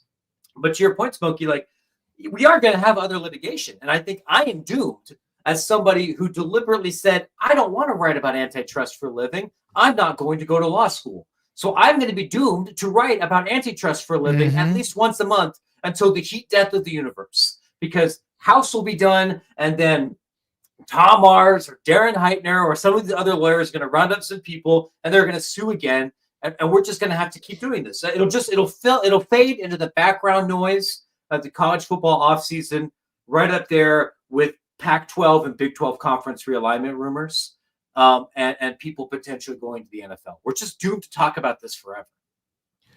So do you find yourself almost every time you do a newsletter having to mention it until it's over? A little bit. I've kind of been grappling with this a little bit for my audience, thinking can I get away with just ignoring the next couple of news cycles about this if nothing structurally changes? Can I just say the extra points policy is now, I will wait until there's white smoke from Judge Wilkin's office. And until that happens, we're just going to keep talking about something else. Maybe nobody will complain because, there's going to be 6 other people that are happy to jump after every jot and tittle that happens with this story. I think I'm a little over it simply because I'm running out of ways to kind of express the same tension and challenges that everyone's been having here, I think, for the last 3 years. I'm over it. And it's not because I don't quite understand it. I understand what it is. There was a time I thought it was a lot bigger. It's big, but I thought there was a time when this would solve a lot of the other problems in college athletics until I was struck down on that. Because it doesn't. You're not alone with that. That was something a lot of ADs and university presidents thought too. I think that the scope of what this was meant to address has definitely shrunk over the last 18 months. Not unlike other potential legal settlements or even acts of Congress. We think we've solved the problem, and then it turns out you've only done it a little bit. Like when I try to do home improvement repairs. Yeah, there you go, Matt. The next iteration of the video game is coming out soon.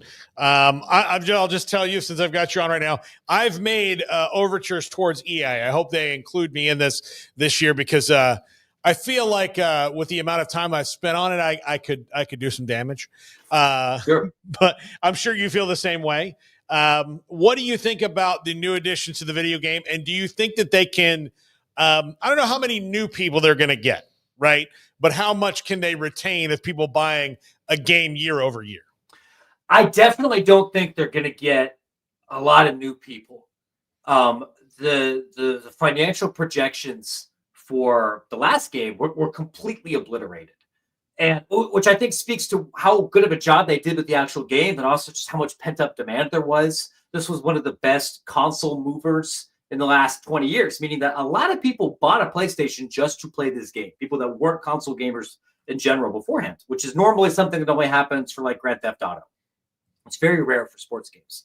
The challenge is that you don't really get 12 months to make a new game. You get like 4.5, or you get 5. Like the last time I was at EA's studios before the version 25 came out, they were already talking and working a little bit on storyboarding and figuring out what they're going to do for 26 and 27.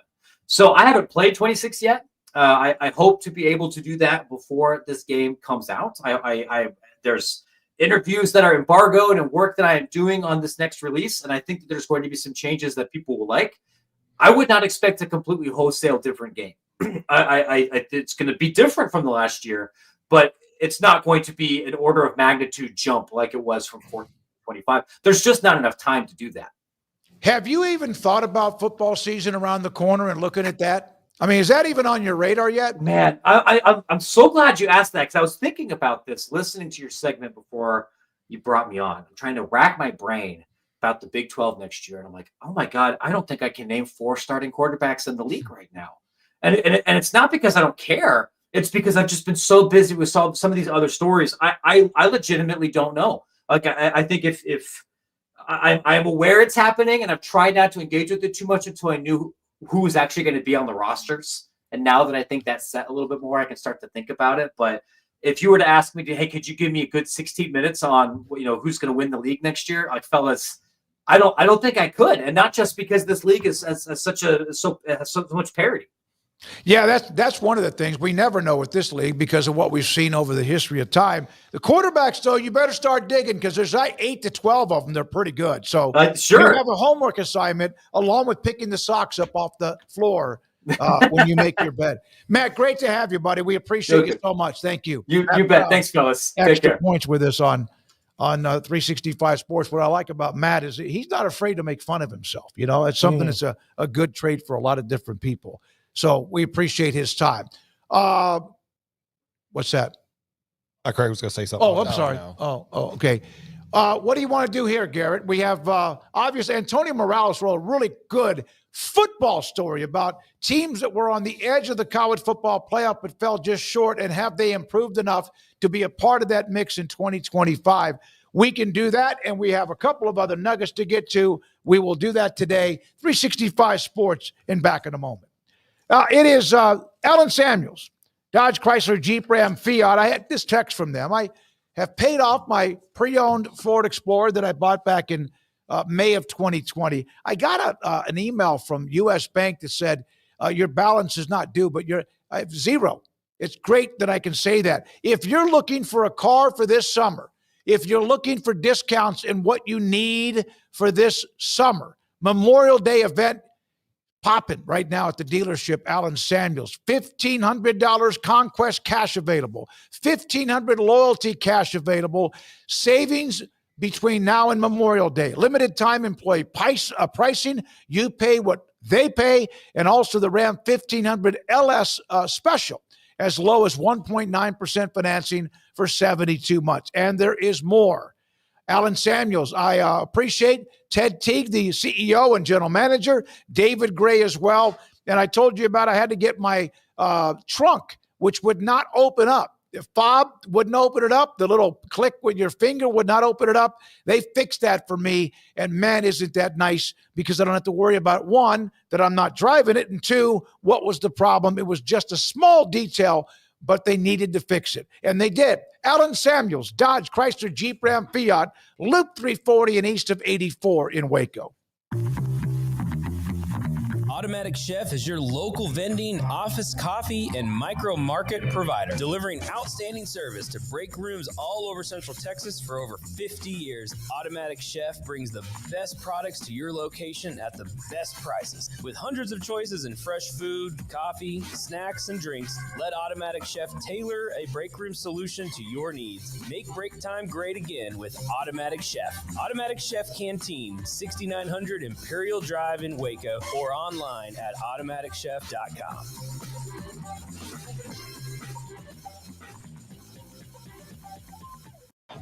Baylor alumni are more than 160,000 strong. When we all join hands to support our university, we don't just move the needle, we move mountains. Working together, we create life-changing opportunities for students on the field, in the classroom, in the laboratory, and in life for generations to come. So get connected, get involved. Learn how at baylor.edu/alumni. There are 26 letters in the alphabet, over 600,000 words in the dictionary, and just 3 of them said together can change everything. Let's order pizza. Those 3 words lead to dough made from scratch and 3 fresh signature cheeses that blanket golden crust in a heavenly melt on Marco's Pizza that'll blow your mind. So visit marcos.com to order and stop by Marco's Pizza in Belmead, China Spring, Woodway, and in Robinson. Marco's. Pizza lovers get it.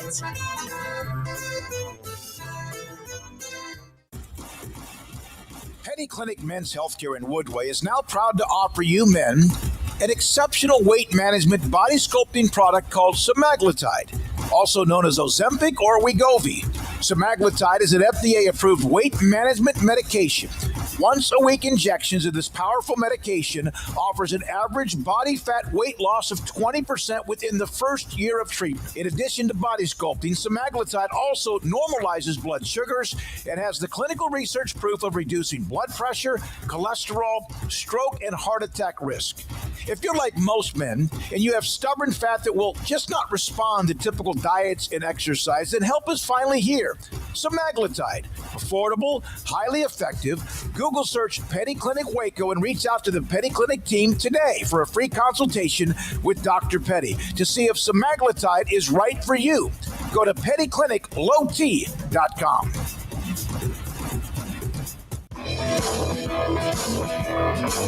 This is 365 Sports. Enjoying the show? Hit the like button and subscribe. Got a super chat. Is that right, Garrett? We have a super chat. Thank you very much from Retired Stockbroker. How was Saturday night? Congratulations. It was awesome to be a part of that class that was star-studded because of RG3 and Patrick Mahomes, the second among some of the better speeches from John Norman, who went to Tech, Pat Thomas, who went to A&M, and then, of course, UTSA football coach Jeff Traylor was the star, in my opinion, of the show. All right, and I'm just going to pretend I'm somebody who just popped in for the first time. What are you talking about? Oh, I'm sorry. Texas high school football annual Hall of Fame induction ceremony that was held at the Hurd Welcome Center on the campus of Baylor. There were, 6 players from decades, specific decades, and then there were 2 coaches. One of them had been deceased, is deceased, in Curtis Barbay at the great Newton Eagles. And then there's a contributor to the game, which is the one category which this year I was selected for that. Smokey, the But the funniest thing I heard all night was not from Jeff Traylor, is from Curtis Barbay's son. Oh, my God. Okay. Please tell the story. So Coach Barbay, he kind of brought big offense to Newton, but he also didn't believe in running up the score. So he also wanted to find creative ways to not score. So he had a couple things. One, he would have what he called the fumble back, where it was a guy he knew would fumble and they would run toss sweeps to him, because then he'd also have to catch the ball. Yep. And not just handing it to him. So terrible hands. Yeah. They'd run toss sweeps to the guy who couldn't catch the ball. They'd fumble the ball. The other team would get it. And then if he didn't have those guys, if they could all of a sudden catch, then he would put a lineman back there and say, okay, Biggin, here's your opportunity to carry the ball. And if they would fumble, they would fumble. Would you have been able to play for Newton? Would that have been a dream for you? I would have loved it. I would have loved every second of it. I wouldn't have fumbled that thing, though. No. I would have had to pry it out of my cold, dead hands. But but the favorite one was he had a. Now listen to this closely, because this is it took me a while to get. I said that can't be true. Said this is, we would see what kind of refs we have. Referees. Referees. So if a team was down by a bunch and they were punting back to them in the fourth quarter, he told his punt returner, if he had the room, to catch the ball and punt it back to them. And the punt returner would be like, you mean catch the ball and then we're going to punt on first down? He's like, no, I want you to catch the ball and then I want you to punt it back the other way to them. And I would love to see film of this, because it's hard for me to believe. And his son said it's happened in high school games, that this ever happened in a high school game. The coaches there said that happened to them. They This played the Newton. fumble back, yeah. They used to beat the crap out of people. Yeah, but the punt back to them, I can't believe it. So they would punt, they would receive the punt, and the young man who caught it was supposed to punt it right back down the field. What is the rule on that? Is it a delay of game? Is it a dead ball? Is it? That's why you tell if the officials are paying attention or not. Yeah, that's true. I mean, I first was of all, laughing my butt off on that part. you get the call, and that's part of the deal, is to see, I guess, that they know what they're doing. Is how do they respond to something like that, and that's how you know what kind of officials you're going to have for that game. So yeah, that was a funny anecdote, and I don't think they're going to have a bigger crowd than they had on Saturday night. I don't know what kind of class they could bring in to get more than was there for guys like Jeff Traylor, but also Patrick Mahomes, who, I'd love to have like probably the hundreds of millions that he has at this point. And I think when all said and done, like, he's going to probably be a billionaire sooner rather than later, just because he's so popular and still he's so young and he's got so many sponsors and everything else. But there are some downsides to fame, and I think having a couple security guards have to basically watch your back 24/7 would be one of those. I just feel like that would get very tiresome, but I understood he had to have people, like he had a couple guys who were just standing behind him while he sat at the table, and that was because there was 700 people there or whatever it was, and you can imagine if you allowed one person to come up and ask for an autograph or a picture, then that line's never going to stop. So they kind of had to do that. Yeah, but they split him off to the side at the end. They kind of had to sneak him out and kind of slide him off to the side. But I thought Patrick was great, and there's obviously a ton of people there to see him. And he did make a cool announcement. He brought up a White House high school jersey, which is the high school that he went to. And is this a we have the video that you have? Here we go. Here was the announcement by Patrick Mahomes. You all may have seen that Texas Tech's been wearing jerseys with my Gladiator logo with Adidas, but that started last season. It was just the beginning. Tonight, I'm proud to announce that I'm partnering with Adidas to create custom jerseys, not for just college teams, but for 15 high school across the country too. White House, obviously, was my first choice. I actually brought the jersey tonight.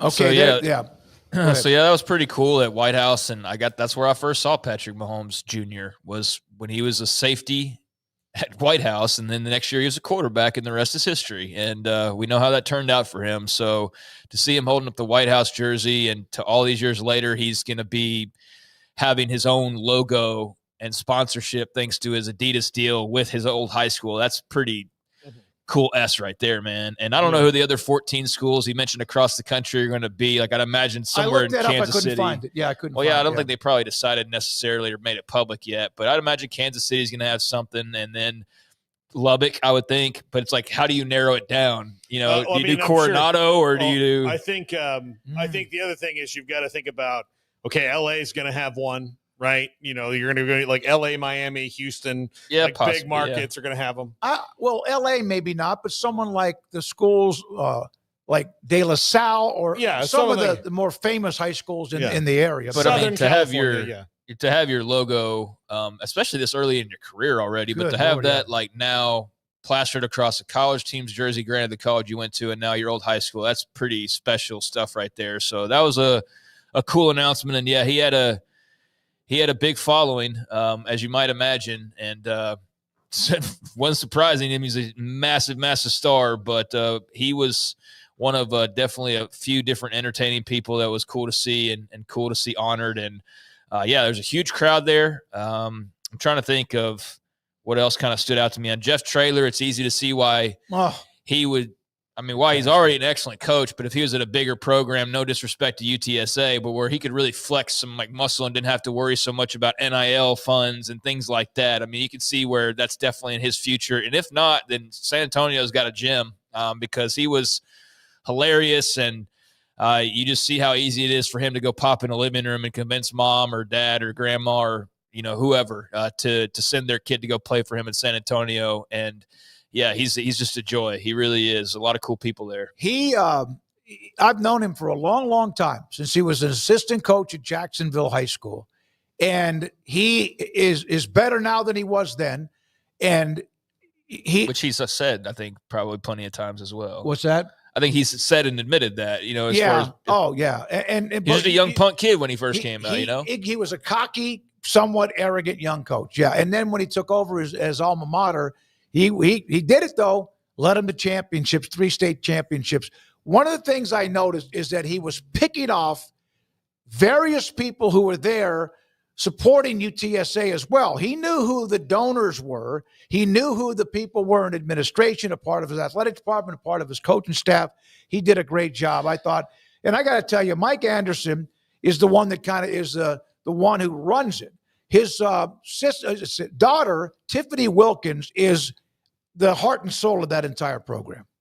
And the fact that this year they did jackets, like the Hall of Fame jackets they presented us. Carlton Dixon, former Texas basketball star, was a part of that. But Adam Hochfelder from Dave Campbell's Texas Football Magazine and all that they do was a major contributor to that as well.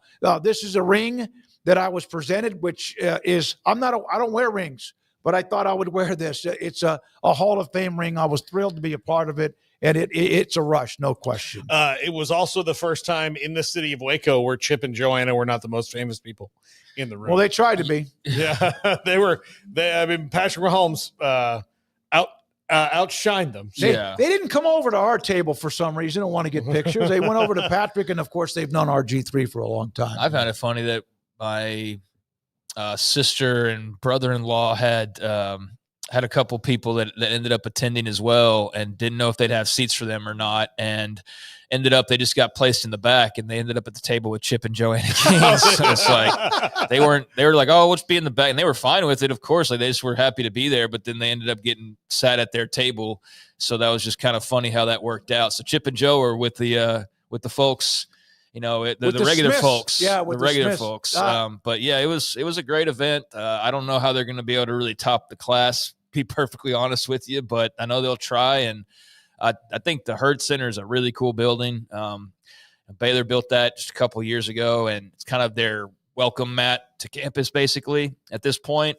And it's got a lot of different uses, but banquets are one of them. And I thought that was a really cool facility for those who hadn't been there. I'd been there a couple times, but yeah, it's a good place. You had been in it? I've never been in it before. Yeah, I've been there a couple times. Earl Campbell, thank you for sending an autographed football that was a part of the live auction. I was going to bid on that. And so I went to the restroom a little bit before I was about to speak. And when I went by there, they had already sealed it. And I was pissed about that because it didn't go for as much as I think it's worth. And I would have bid probably a couple $100 more than that. So I was mad that I didn't get that autograph. I I would have if I would have known that, I would have gone a bid for you. Oh, yeah. I mean, I didn't know.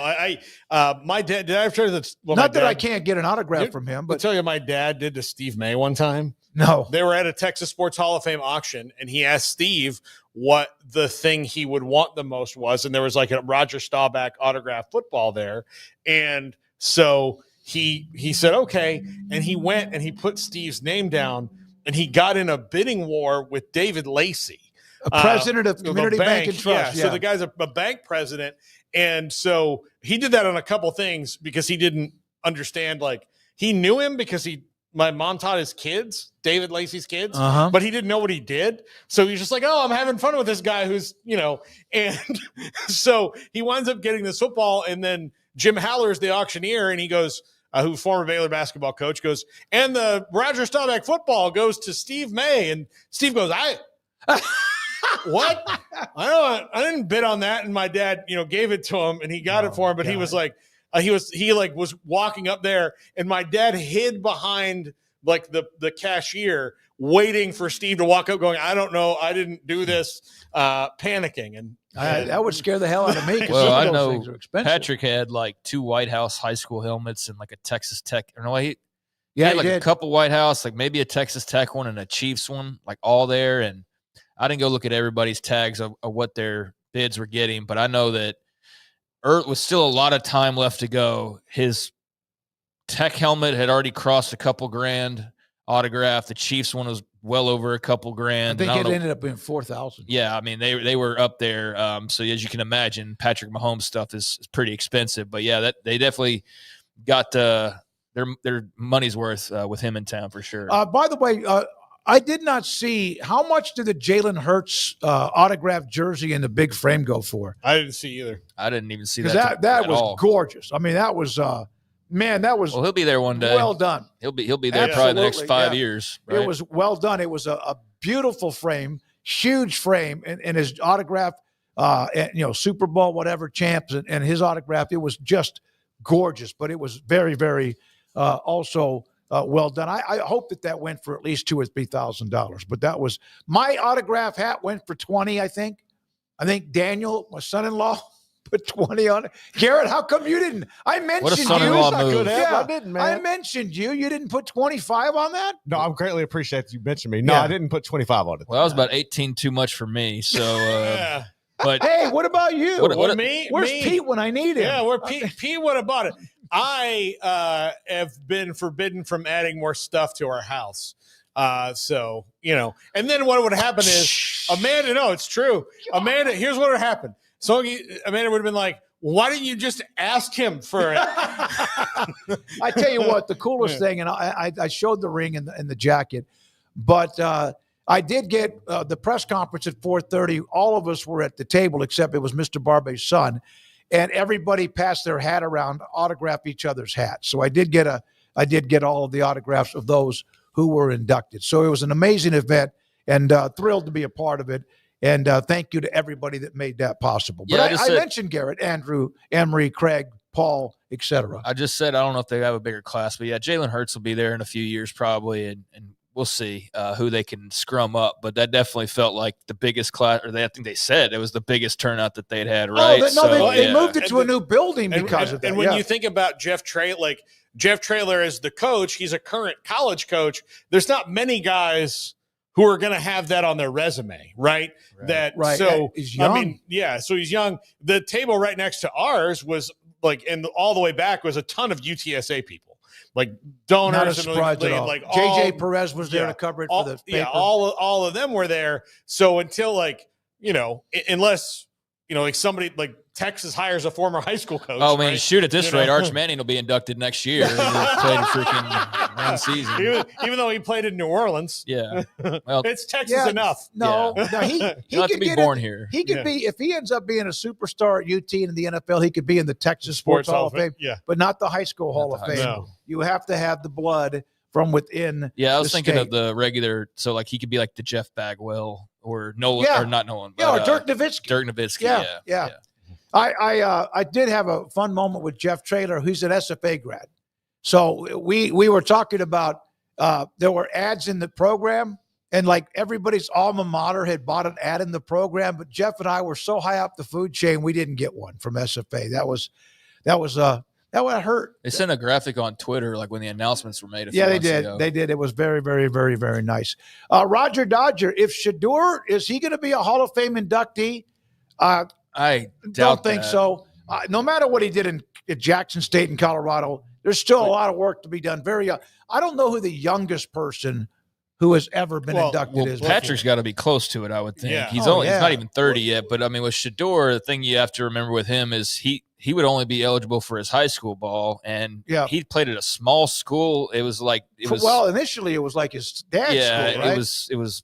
I don't know if it was post prime, but like that's the whole thing. Prime prep is a whole thing. That shows up, yeah. But yeah, Shedeur wasn't like some big blue chip high school recruit from what I recall. I mean, he was Dion's kid, but he was at a small school, and it wasn't like he was at a private school in Dallas. I heard more about Trinity Christian. Yeah, I heard more about Hill. Yeah. I heard more about Shiloh when he was getting recruited than I did about Shedeur. But if he has a huge pro career, then down the line he could be in the proper Texas high school. I heard about his first few days in Cleveland. But the difference of the players that Pat Thomas was a legitimate monster, in high school. RG3 at Copper's Cove. What's Copper's Cove done in the waning years of nothing?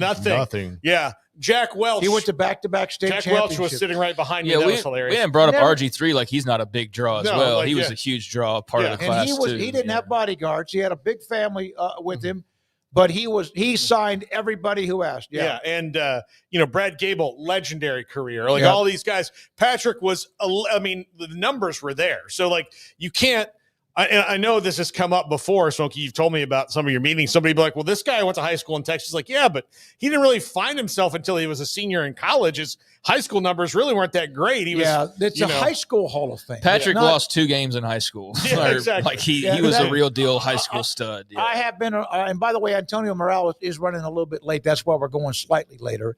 But I've been in the committee that you don't put somebody in the Texas High School Football Hall of Fame because they were a great NFL player. You put them in because of what they did while they were in high school or coached when they were in high school.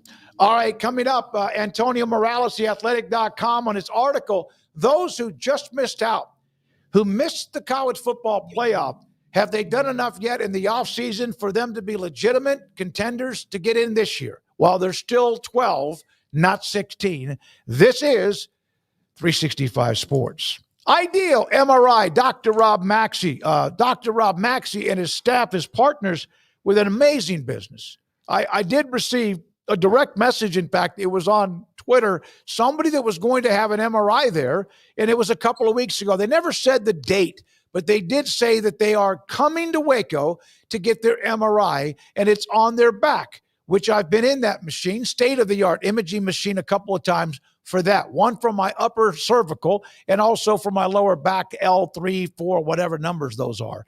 And I said, hey, it's worth it. $497. The average MRI is $1,100. This is someone who was on insurance or is on insurance. This is somebody that needed a doctor, wanted a better look, and it would have cost him nearly $1,500. And so a 3-hour drive from Houston, they're going to get their imaging. They're going to get their photos, the evidence of what is going on with their back for $497. And the imaging machine is state-of-the-art. Dr. Maxey and his great staff inside the Central Texas Marketplace on the southern part of I-35 in Waco at idealmri.com. In our logo and advertising, we say we are people that you can count on. What does that mean? It starts with providing a quality vehicle and quality service at a fair price. But it also means we do what we say we will do, and we treat people fairly with respect. It starts by hiring great people, good local folks who work hard with a caring attitude. Our employees are the real reason we are people that you can count on. Put us to the test and see for yourself that at Richard Carr Motors, we are people you can count on. Parenting is full of surprises. You never know what to expect. So after our son was born, I called my Texas Farm Bureau insurance agent to set up a life insurance policy in case something happened to me. Sawyer is now 2. And we'll soon have a sister. There's no one else I would trust with protecting my family. Stop by and see our agents at one of our 3 McLennan County locations. coverage and discounts are subject to qualifications and policy terms and may vary by situation. Developed by Startup Waco, a nonprofit organization, GXG is a program designed to support the entrepreneurial development of Baylor University student athletes through NIL activations. The program helps student athletes maximize their platforms and offers a comprehensive support system for them to create and grow new businesses that not only benefit themselves, but also uplift the local economy. Fans who wish to support student athletes can donate to GXG via the GXG NIL Fund, BaylorBears.com/GXG. Contributions to support NIL activations through GXG can be made at BaylorBears.com/GXG. For more information, follow @GXG_GreenXGold on social media and visit the official website www.gxg.startupwaco.com. GXG, empowering student athlete entrepreneurship and uplifting the local economy through NIL activations. Riverbend Liquor and Wine now has 2 locations to serve you. The original on Lakeshore Drive and North 19th Street and the brand new spot in downtown Waco at 600 Franklin Avenue. If you're looking for the best in craft beers or local Texas bourbons, then the original is the place to be. And for the latest trends and online phenomenons, head downtown to the Franklin location. Either way, you're going to get the same great variety, customer service, and speedy experience. Check out both locations on their Facebook and Instagram pages, Riverbend Liquor and Wine, Lakeshore Drive and North 19th Street, and now downtown on Franklin Avenue.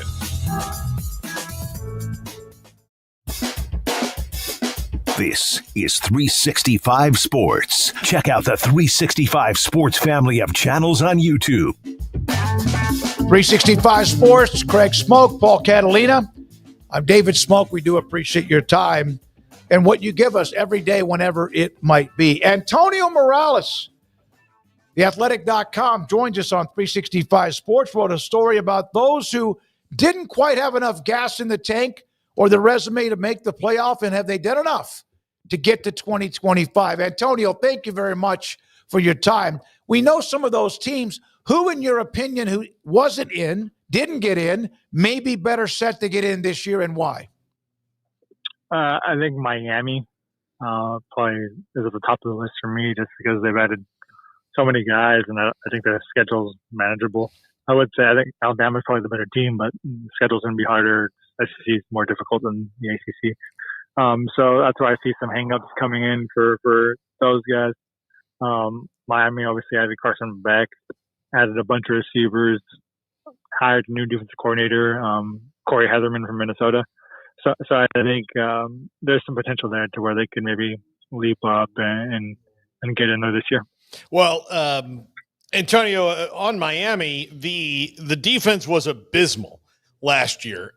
Cam Ward was so good for them, but if not for the defense being so bad, this is probably a 12-1 team a year ago and an automatic make in the playoffs. How fast do you think they can improve that defense enough? Because I think Carson Beck is at least a little bit of a downgrade from Cam Ward, but can those things meet in the middle so that can happen for the Hurricanes?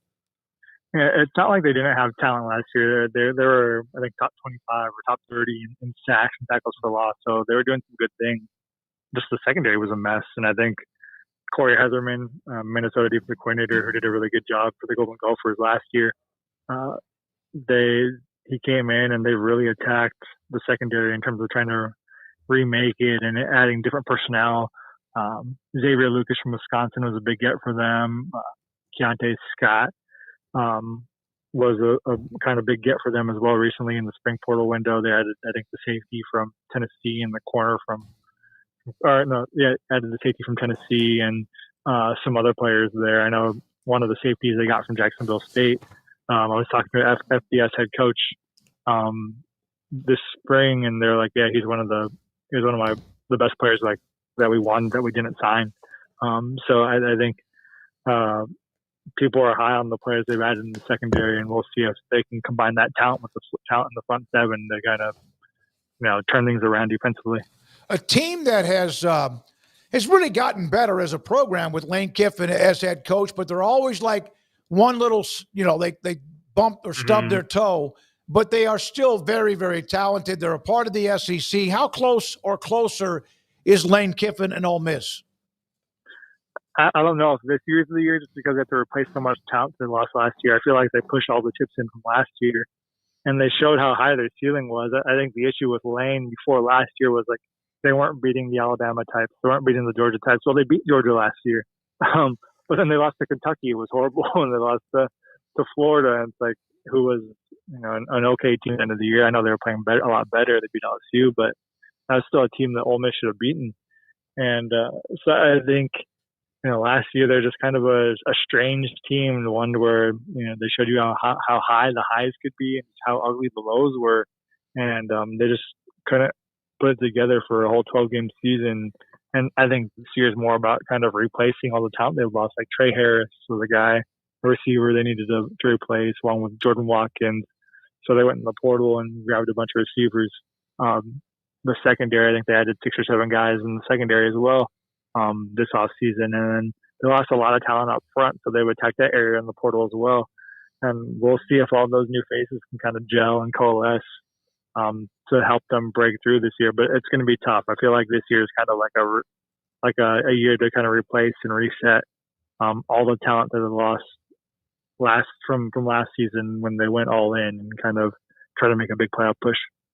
You list UNLV as one of these teams. They were 11-3 last year. Now, granted, they did lose their quarterback, Haj Malik Williams, who came in and did so well with them. But they brought in Anthony Colandrea from Virginia. I know that Alex Orgy's in there. I would think that he's probably maybe more of a gadget player. But you think with Dan Mullen and his ability to kind of accentuate the athletic quarterbacks that could really make them not miss a beat?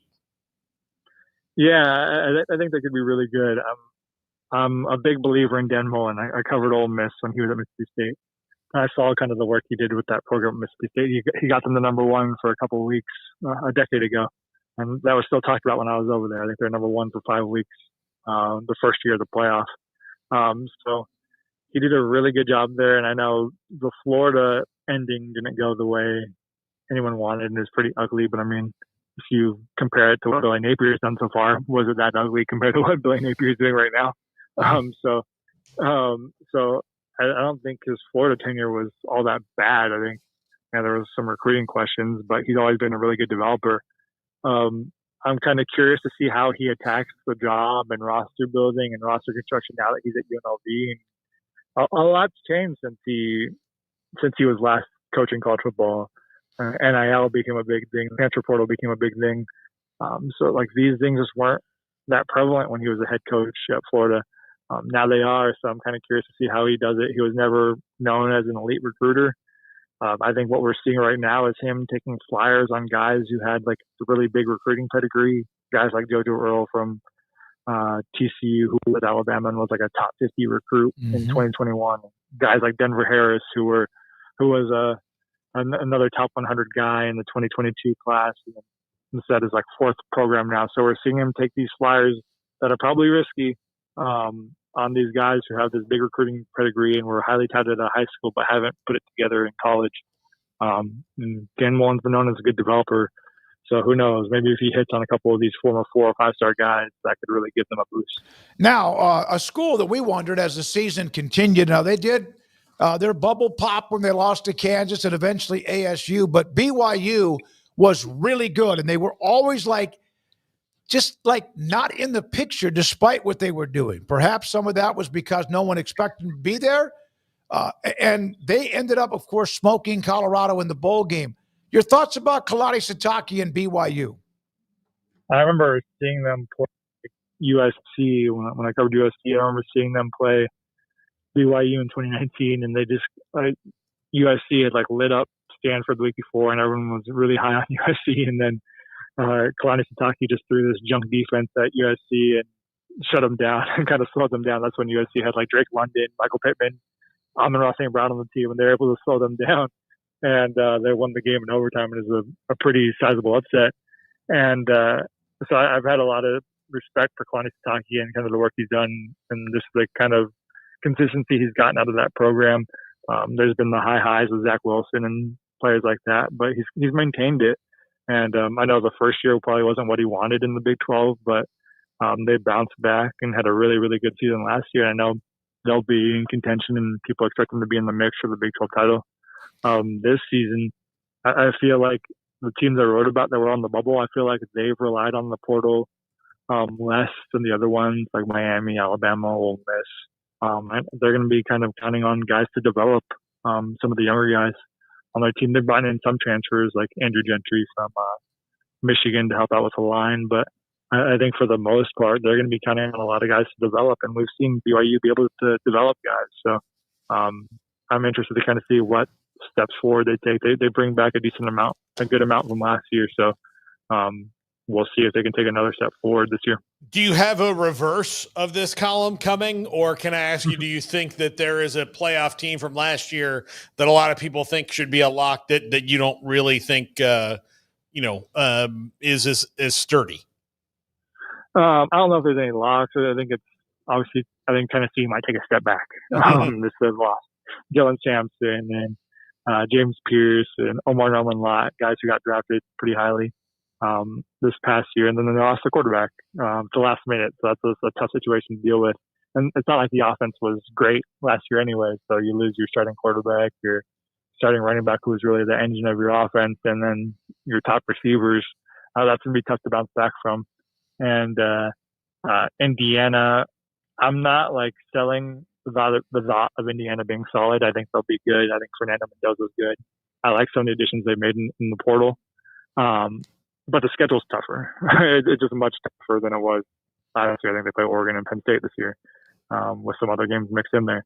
Go ahead. No, it's interesting is that even like Alabama's on this list because we always knew that they were good enough to get in. And if they weren't, they were still probably by tiebreakers going to get in because of who they are, their reputation, and they've won a bunch of championships.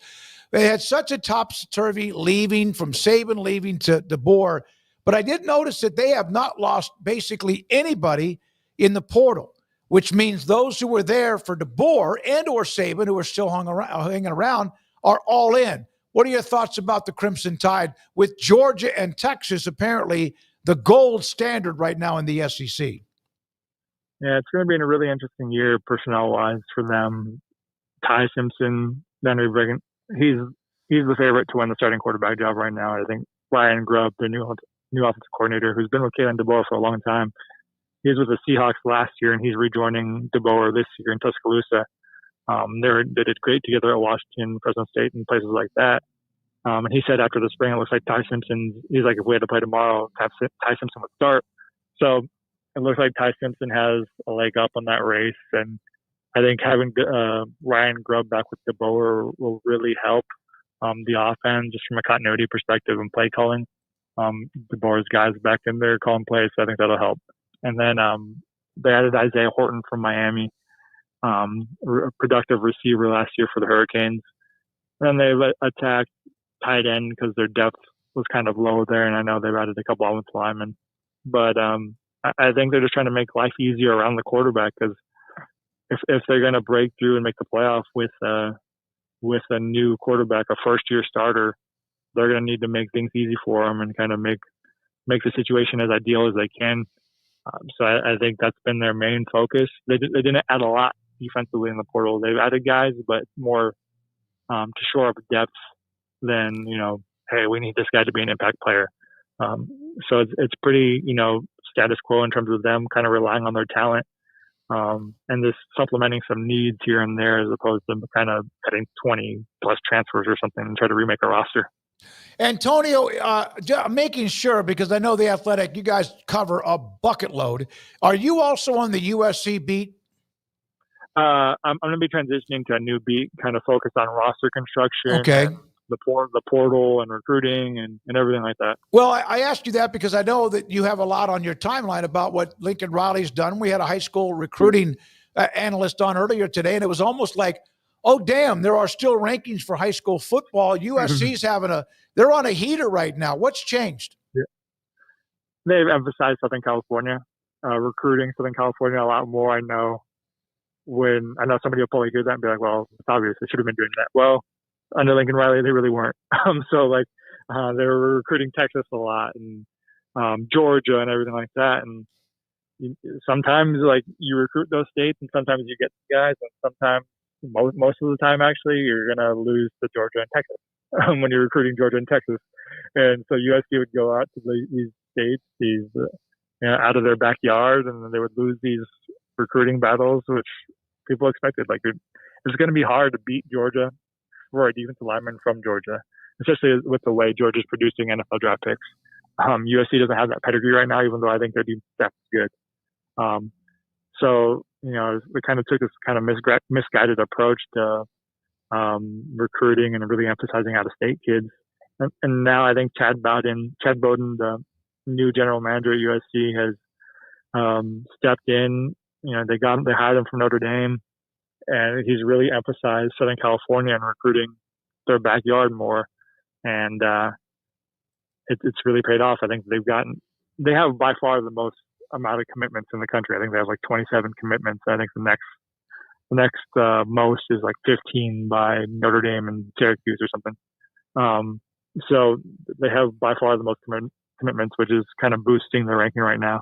But they have 16 commitments from California kids. I think last year they only signed 4 kids from California. So there's just a lack of emphasis on recruiting the backyard or recruiting locally. And we've seen a shift this cycle. And I also think they're more aggressive with NIL too. I think that's been a big point of emphasis as well, just being more aggressive in that arena, like we've seen some schools in the past. So I think those are kind of the 2 main things that really stand out to me. Thank you, man. Antonio, good stuff. When you get the next one up, we'll be following you, of course, on your timeline. We'll bring you back on. We appreciate your time. All right. Thanks, guys. I appreciate it. Thank you. That's Antonio Morales, theathletic.com. Did Alabama, Miami, and other bubble teams improve enough to make the playoffs in 2025? Miami does fascinate me for a lot of reasons, but the biggest one being Carson Beck is a little bit of a downgrade from Cam Ward. Maybe a lot of a downgrade. We don't really know. Yeah, maybe a lot. Which Carson? Or maybe Beck not. Or getting? maybe he's not a downgrade to the extent of it's not a major drop off. Yeah, maybe you don't notice as much because they still have Mark Fletcher at running back. They got these wide receivers. Although C.J. Daniels was he was hurt, but very inconsistent at LSU when he played. So they've got replacements in place. Is their secondary better? And one of the things that Cam Ward did, if not for Cam Ward, that's a 7-6 team last year because there were games because of the secondary that they just would not have been able to come back and win. So Carson Beck's never really been that guy. He plays really well from ahead, but from behind, he's not Cam Ward. So can their defense be good enough to where they don't have to do that every week, especially that there was a 5-week stretch in the middle of the season where every Miami game was a heart attack. And I don't think Carson Beck has that in him like Cam Ward did. Now he can go ahead and prove me wrong at Miami this year in Shannon Dawson's offense. So we'll see, but I'm really intrigued to see if they can, win that one extra game that would have gotten them in the playoff last year, or if, it's just not enough to get over the hump and they take, I don't think they're going to be bad by any stretch of the imagination, but I don't know if they'll be, are they going to be better or are they going to be not quite as good? They're in a weird spot. I got a note. I think I know sometimes Cristobal, he has his warts, but he's doing a pretty good job. And of course, I don't know which Carson Beck we'll see, whether it's the young one, the freshman who was fearless, or the one last year that looked like he was confused quite a bit. And I don't know if it was because not that there wasn't talent around him, or did he have enough around him? Does he need a lot of that, as most quarterbacks do, to be very successful? One note, I'll do this later. When we come back, we have Michigan. We're going through the Big Ten right now. Is there another conference in America that alphabetically starts as late as when Illinois was the first team alphabetically in the Big Ten? That's been bothering me all weekend. I didn't look it up, but Michigan, the Wolverines, the up and down emotional roller coaster of being so close but not being able to beat Ohio State, to winning it all, and then last year kind of with Harbaugh. Smoky. Gone. Currently, yes, but it'll not be true next year. Because of the Pac-12? Oregon State. Oh, okay. So there you go. Wow, that's right. Okay, when we come back, we break down the schedule of the Wolverines. This is 365 Sports. Richard Carr, Buick GMC Cadillac. Got a lot of good things going on right now at Richard Carr. As I get ready to break down this Michigan schedule, let me first tell you about them celebrating over at Richard Carr, their red, white, and blue savings event going on right now to celebrate the great old USA. Every new or used car or truck is priced with special American-sized savings. For example, on all 2025 GMC Sierra 1500 SLE and SLT models, in-stock qualified buyers can save $8,750, nearly $9,000 off GMC Sierra 1500 SLE and SLT models in stock during the red, white, and blue tag savings event. If you are looking for a pre-owned vehicle right now during the red, white, and blue sales tag event, you can find hundreds of used cars priced to move over on the lot and get in one for your upcoming summer travels. You have that peace of mind, that all-new feel, or that pre-owned feel. But the good thing about the pre-owned vehicles over there at Richard Carr is they go through a 172-point inspection before hitting the lot, and 100% credit approval is always their goal. So whether you're looking to buy new or pre-owned, get into something that makes you feel good and you have fun driving, feel safe driving this summer, take advantage of some great deals now as the prices are really a nice thing to have ahead of these hot summer months. So locally owned, locally run, celebrating 26 years of business in Waco. Do business with the people who give back to the local community and the people that you can count on. Richard Carr, Buick GMC Cadillac. Edward Jones Financial Advisors Ben Erlinson, Brad Wilson, and Cam Heathcott understand these are difficult and changing times we live in, but they know how important your financial investments are to you. So is your financial advisor staying in touch with you and helping you navigate today's financial climate? Invest with Edward Jones Financial Advisors Ben Erlinson, Brad Wilson, and Cam Heathcott, who invest their time and experience back to you and your money. And like coaching athletes, investing money is about time, patience, and encouragement. Contact Ben Erlinson at 254-759-8533. Brad Wilson's location at 250 Sharon Drive in Woodway, and Cam Heathcott in Conroe. Edward Jones Financial Advisors, Ben Erlinson, Brad Wilson, and Cam Heathcott, proud sponsors of 365 Sports. Edward Jones, making sense of investing, member SIPC.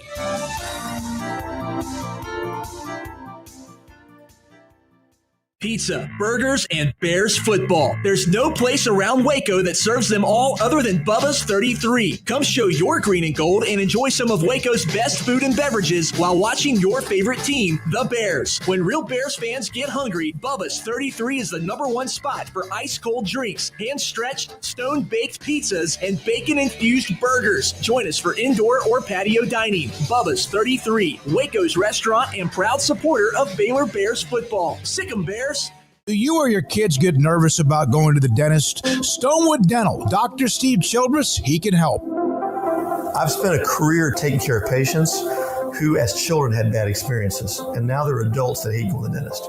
If I get a kid at 3 years old and they come every 6 months and it's a happy experience, it's normal for them. Now they have an accident at 6 or 7 or 8 at school. Now they have a broken tooth or a trauma, and they have to come here. They're used to lights, they're used to water in their mouth, they're used to experience, they already trust us. It's amazing what we can do with that kid without it being a negative thing. But if I see a 6 or 7 or 8 year old that's never been to the dentist, and now they have a trauma or an unfortunate unexpected toothache, it's harder to do that for that kid and it not be somewhat of a negative experience. So bottom line is I try to teach kids and adults and teenagers, everybody, the way I'd want my family treated, which is where it's a necessary part of life. You just take care of it. It doesn't have to be that big a deal. Learn more, stonewood-dental.com. 1, 2. I'm in love with a man named Rudy. I'm okay with that. He knows exactly what I want. He keeps me coming back. He cooks breakfast, lunch, and dinner for me. Does the dishes too. I'm in love with a man named Rudy, last name Barbecue. It sure is easy to fall in love with Rudy's tasty oak smoked barbecue. Next in line. This is 365 Sports. The 5 o'clock hour is sponsored by Edward Jones Investments with financial advisor Ben Erlinson, who'll navigate you through today's financial climate. Edward Jones, making sense of investing. Now here's David Smoak, Paul Catalina, and Craig Smoak. Craig, take it away. All right, welcome into our near daily look as we go through the college football schedules for the power conferences, and it's something we started a few weeks back with the Big 12. We also went through the ACC already, and now at this point going through the Big 10, and have people pop in sometimes like, why are you not talking about Iowa State track and field? I thought this – because sometimes you need a break, and sometimes it's fun to just do something different and look at what's also going around the rest of the country. And so this has been a fun exercise. Not to project or preview or do much of that. The only preview really is just that we're taking a look at the schedule for each team and just going through it and getting a better idea of who faces what, and just a fun exercise. So by the end, when the season rolls around, we'll have gone through every power school and have an idea of kind of what they're facing on paper. This is very much an on-paper exercise, not a prediction. And so today we are in the Big Ten still and just making our way through as we have quite a few more teams left to go because, as Smokey mentioned a little while ago, they start with I. So we're at Illinois and Indiana, and now we're only to Michigan. So we still have a bit of a ways to go, but the Wolverines, coming off of a national title a couple of years ago, rode that into this season. Sharon Moore taking over, or to last season, Sharon Moore taking over full-time for Jim Harbaugh after, yes, a national championship, but also a whole lot of just what's going on and like what's all this signals and everything else like that. Sharon Moore, with the reins fully, proceeded to go 8-5 with his squad last season, 5-4 in the Big Ten. So what is in store this year for Michigan? I think that's a big question mark, but we do know who they're playing. That we can say for certain. As to how good these teams are, well, that's kind of part of the fun of the exercise. So let's get into this Michigan football schedule for 2025. And I first have to say, there's a part where I mentioned who they don't play, and this is driving me freaking insane, man. I'm going to have to go home, and I've tried to do it during the commercial break, but my math just doesn't add up right. They've got 18 freaking teams. So 11? No, I'm sorry. How many are they not going to play? Go ahead. 10? So there's 18 teams. You can take Michigan off that, so that's 17. You got, 9 conference games? Yep. So that's 8 teams they shouldn't play, and I keep falling one short. So I don't know who I'm missing on here, but we will see if I figure that out or if we just missed somebody on that. But that's not really important. I just want to air my grievances of the minor things that come with these large conferences. That is one thing, is having to go through so many teams to try and figure out who's playing who and who's not playing who. So as far as who they're playing, on August the 30th, Saturday, right out of the gates for the Wolverines, they'll be at home in the Big House, and it will be the New Mexico Lobos to start things off with. So you feel pretty confident in that one, I would say.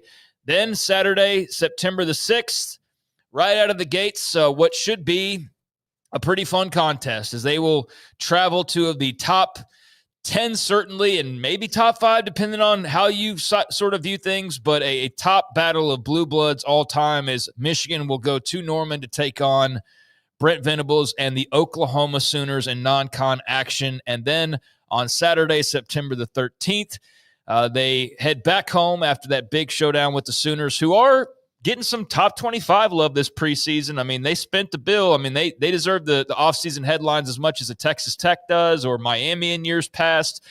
So Oklahoma, Michigan will be really interesting there in week 2. But Central Michigan there in week 3. And then they close the month of September, opening up Big Ten play on the road at the Nebraska Cornhuskers. Big opportunity for Matt Rule and company there at home. So I'll stop there. They will have their bye week, actually, so it's a perfect place to stop right there at the last week of September. So play 4 straight, get that last week of September off, their first bye week, and we will move on after we break down New Mexico at home, Central Michigan at home. They'll be 2-0 at home, but could they be 0-2 on the road?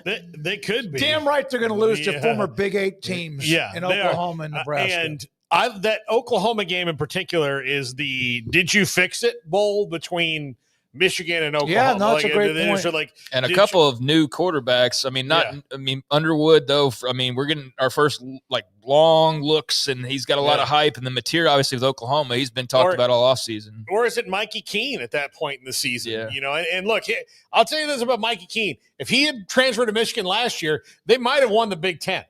No. Yeah, he's way better than the other guys that they had. Yeah, last year that's why they lost games. So if Mikey Keene is there, now I don't know if that's the case this year. Who was their quarterback last year? Denard Robinson? No, I'm kidding. But it was a bunch of different dudes. No, they didn't do well. It wasn't J.J. McCarthy. That's who it was. So sure. So yeah, I think if Mikey Keene's there, they're in contention for the Big Ten because their defense was elite and they still had high-end offensive linemen and running backs. And their defense was elite until the first game when Texas rolled them, right? But after that. Yeah, I mean, after that, Texas, that was a different kind of animal. But Oklahoma, going to Norman is a tough thing to do. Anytime you go there, Mateer and Ott and everything that they've done, that's really interesting. And then going to Nebraska, year 2 of Dylan Raiola, let's go. I mean, you're going to know about Michigan. Actually, you're going to know about Michigan, Oklahoma, and Nebraska pretty early on about, what kind of their salt is. And especially since we're talking about Michigan here, you're going to know who they are. You're going to know if Sharon Moore, in one of these games, at least one of these games in the non-conference, he's suspended for. It's the CMU and Nebraska. Yeah, it's not Oklahoma on the road. Let's be very clear. That's what they want him to be suspended for. No, that's true. That was their request. That was their, hey, we're going to just offer to miss these games right here, and the NCAA has not cleared that yet. Okay. So that doesn't mean that he's. And if he had a choice to be at Oklahoma or at Lincoln or in Lincoln, because you would want him to coach the game. That's also where he played at Oklahoma. So there's a little bit of a personal thing there. I asked Matt Rule, I said, hey, is that disrespecting you? He goes, no, I just think that they've already played us before. This is the new start up of teams playing, so that makes sense for him to want to be in that game. Yeah, I mean, there's a lot. I mean, there's some cool things about the expanded conferences, but man, there's really a lot of downsides to it. I mean, the fact that you can go so long without playing certain teams, like not playing Michigan if you're in Nebraska, wasn't that part of the point of going to the Big Ten? Was you're going to play Michigan on a regular basis? Or I don't know. There's other maybe better examples of that. I always go back to what A&M going to Georgia. It's going to take 25 years before they do that for the first time, I forget what it was. Georgia going to A&M or A&M going to Georgia, but they've been in the league for 12 years. It's never happened, kind of a thing. So that's just going to be more commonplace. But yeah, I mean, Sharon Moore, Michigan offered to,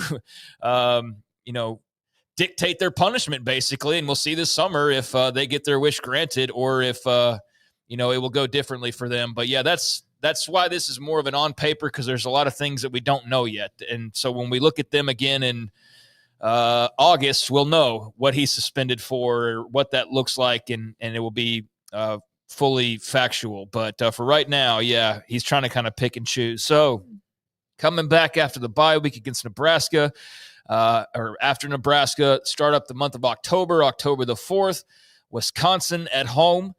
Then a travel to Los Angeles to take on Lincoln Riley and Southern Cal in a big rivalry game there. Then on October the 18th, it's Washington at the Big House. And then October 25th, you have a road trip to East Lansing for a big rivalry matchup with Sparty. Then on November the 1st, you have Purdue at home.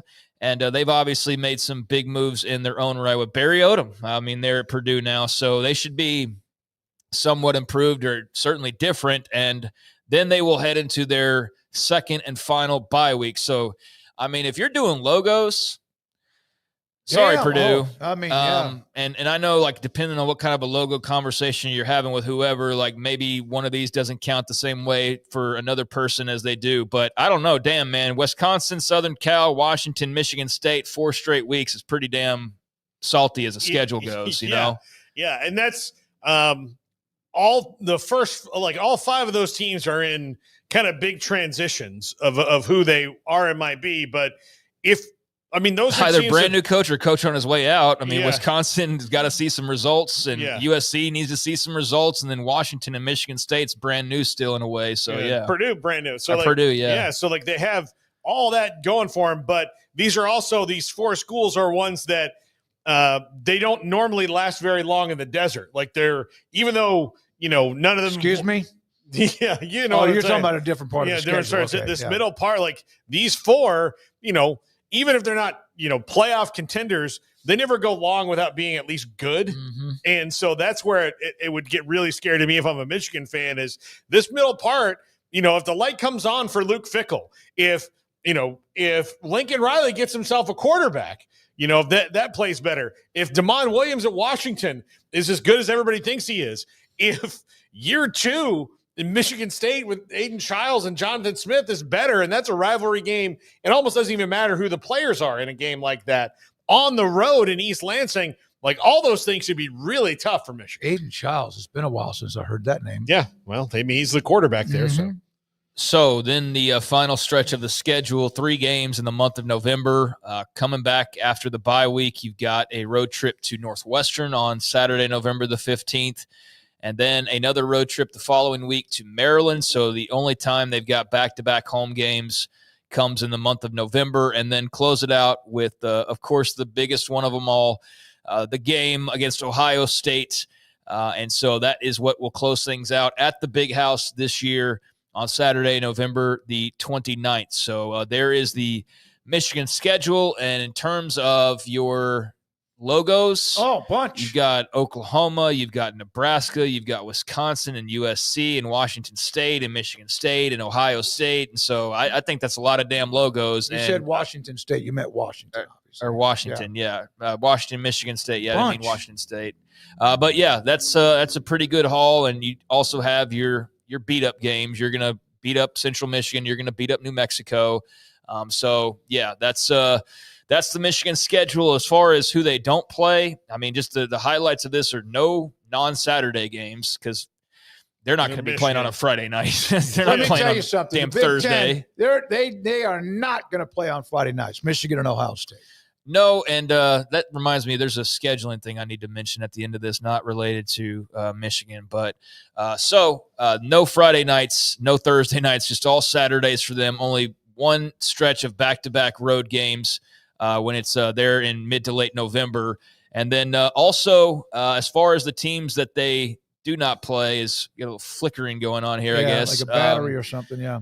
But as far as the teams that they don't play, and we'll just go straight down the line. Illinois, Indiana, Iowa, let's see, Minnesota, Oregon, Penn State, Rutgers, UCLA, all teams they don't play. So for all the logos they did have, they don't play Penn State or Oregon.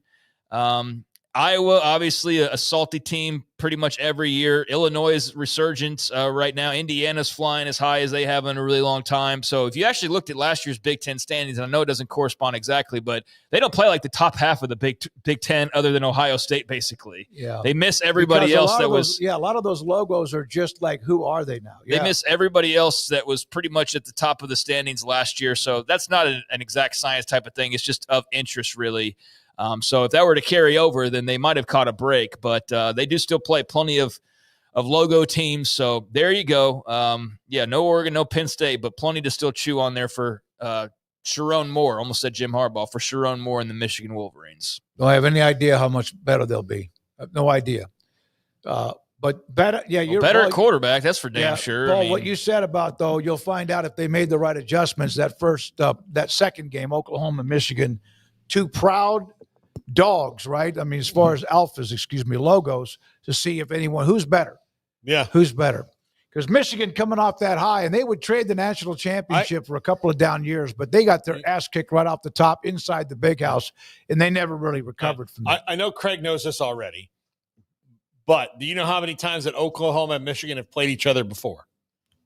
Twice. Once. This will be the second time. When was the last time? Been a long time. Yeah, it's been a long time. So, well, go ahead.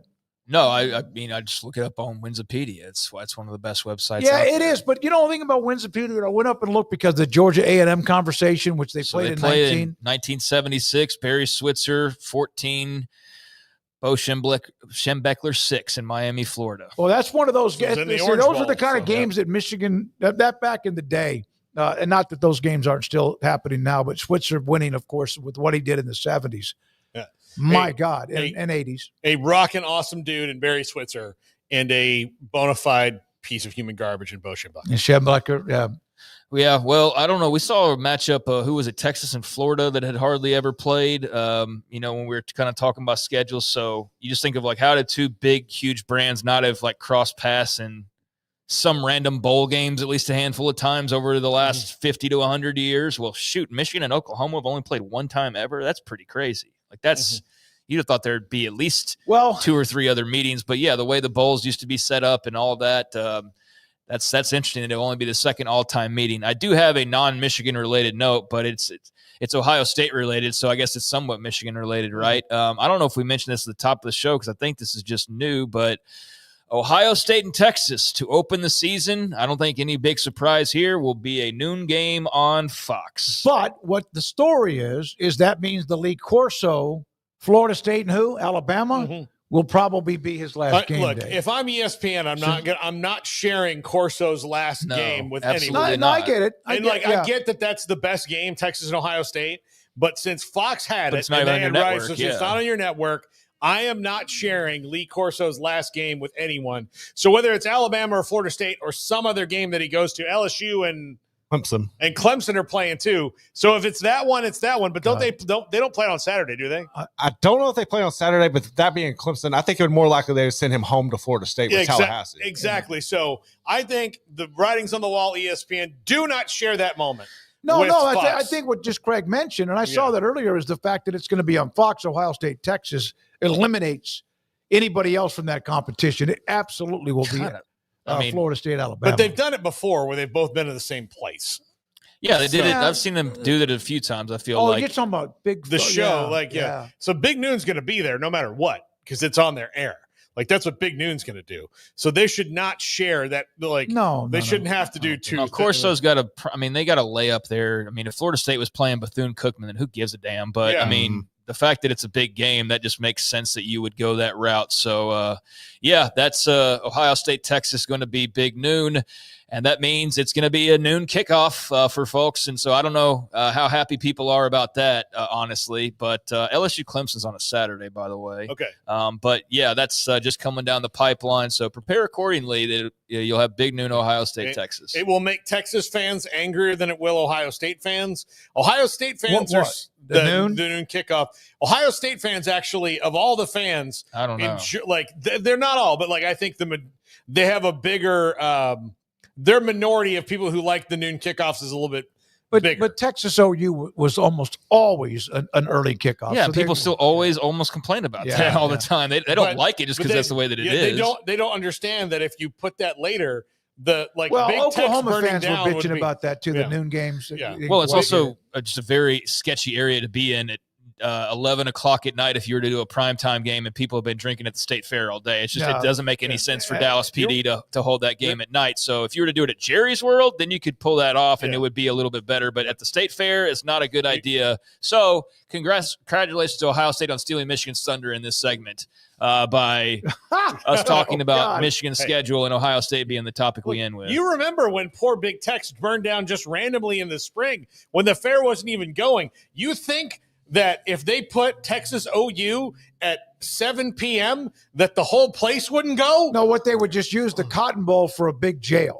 Well, I would compare it to the old Orange Bowl, and it wasn't in the best neighborhood in Miami, right? And the same thing with the Cotton Bowl. But Florida State, Miami always played their game early, didn't they? It was always early. No, it was always early. And I will say this: the new Marlins Park is on that spot, and then they keep going. Damn, why don't we get people? Oh, yeah. All right, Craig, thank you for Michigan. Who's next? Minnesota? Michigan State. Michigan State. Duh! All right, when we come back, Paul's Top 5. Andrew Valet with the poll results. If you have not clicked the like and subscribe button, please do it now. We would appreciate it. This is 365 Sports.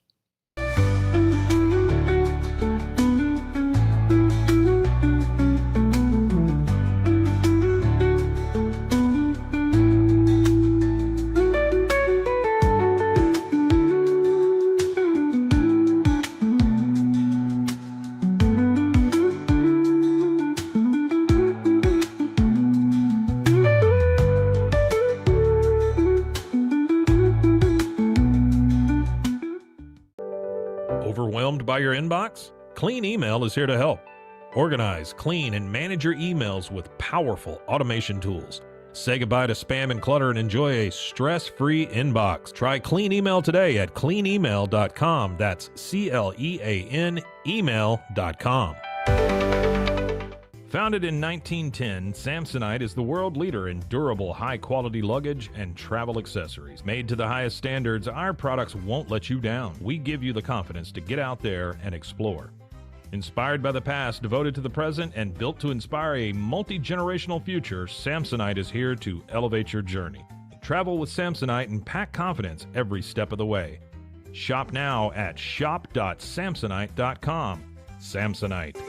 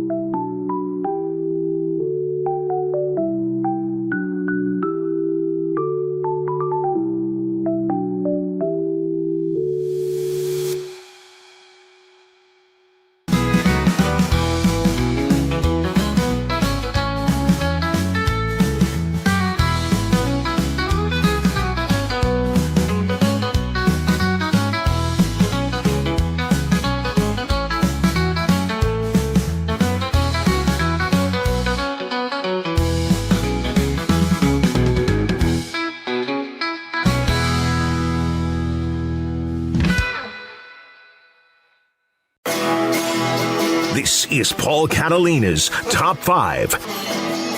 Welcome into Paul Catalina's Top 5, brought to you by Flag and Anthem. A promo code in the description is 365 Sports, 20% off your order at flagandanthem.com. Top 5, bang for your buck, college football coaches. We'll do basketball tomorrow, but let's dive in. Number 5, Ryan Silverfield at Memphis has been nothing but consistent since Mike Norvell left to go to Florida State, and he is only on the hook for $2.2 million a year.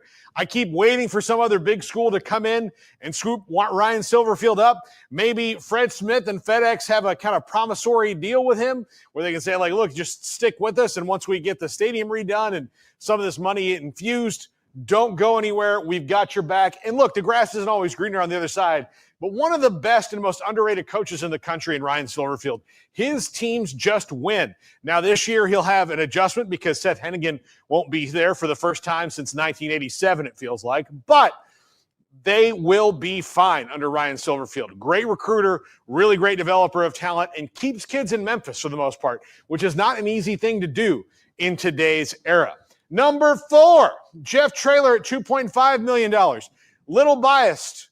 Understandably, we just actually saw him on Saturday night here in Waco as he was inducted with Smokey into the Texas High School Football Hall of Fame.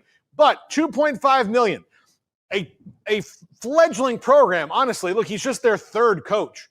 And so you've got a great home advantage that they have there. They've only lost 3 games in his tenure at home. They've won conference titles. They've moved leagues. They've done all this, and Jeff Traylor has stayed consistent through ups and downs, and they just keep winning at UTSA as they build a bigger and bigger program. Now, somebody's going to come and get Jeff one day, and he's not going to be able to say no to that job. I know it's going to happen. I worry that it's going to be Arkansas if Sam Pittman doesn't work out. It's a very natural fit for him being so close to East Texas, where he is from in Gilmer. But right now, at $2.5 million a year and the amount of winning and recognition he gives to UTSA, that is a song. An absolute song. Number 3, Brent Key. Under $3 million for an ACC coach who has done nothing but improve his program each and every step of the way. This is him in Dublin last year after he started the downfall of Florida State. I just had to bring that in. But one of the better coaches in the country. He's not afraid of anybody. Has a quarterback with him in Haynes King that just matches his personality step for step. He has been better and better each year and brought in some notoriety back to Georgia Tech football, which had fallen by the wayside and was kind of an also-ran in all of this when they won a national championship in the early 90s under Bobby Ross. And were great even after that. Had some really good players and good quarterbacks. Calvin Johnson went there, for God's sakes. They had some players, but it's been very moribund at Georgia Tech lately. He has brought them out of the darkness, Brent Key, and a steal at under $3 million a year, 2.9. Number 2, Kenny Dillingham. Now we're taking a bit of a jump, but $3.9 million in year 1, he took his team to the college football playoff. He brought life back to Arizona State, and that program was deader than a doornail and not using all of the resources that it had. It's a really great school and a really cool place, and for some reason, no football players are going there. No idea why. Or they would go there, like Johnny Wilson and Ricky Pearsall and, I don't know, Jaden Daniels, Elijah Badger, and others, and then they would be like, this place kind of sucks. I'm going to go somewhere and win and make money. Maybe win a Heisman Trophy or be drafted in the first round or, go 13-0 only to have my dream stomped on by an arbitrary group of people. That was Johnny Wilson was the last one, Garrett. I don't know if you caught that. I caught that. Johnny Wilson was the last one. I mentioned the other ones that have had nothing but joy in their life. But, of course, Ricky Pearsall did get shot, but he recovered from that. Hey, he recovered strong, man. He was fine. Not bulletproof, but he's as close as you can get, apparently.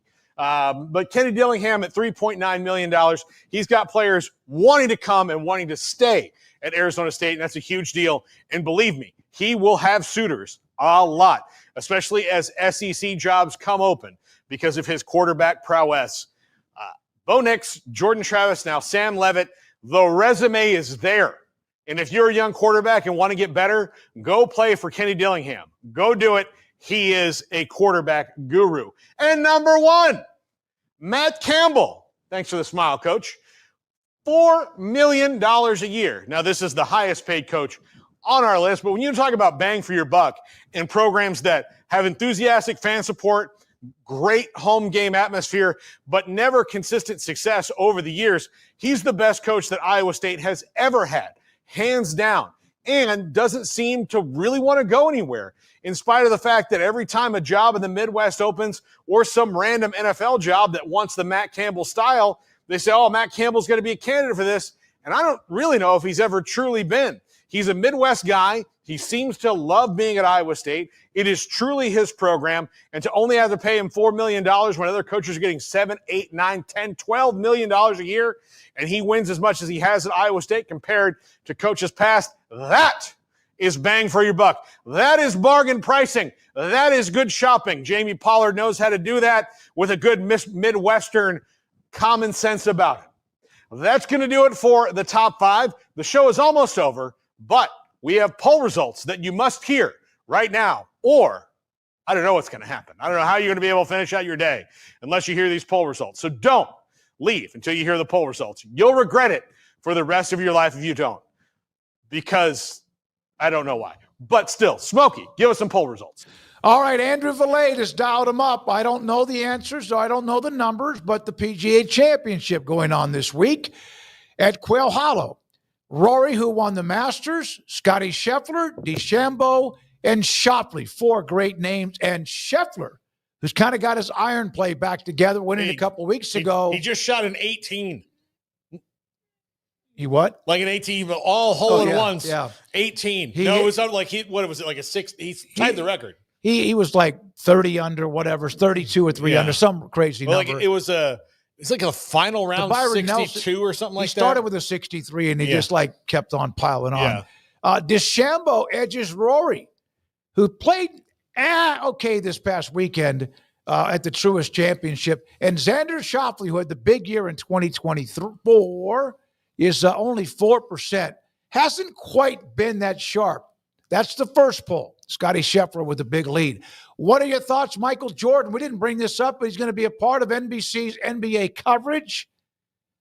40% lead the way, excited. 24, curious. 29 doesn't change my viewing experience. 24, curious.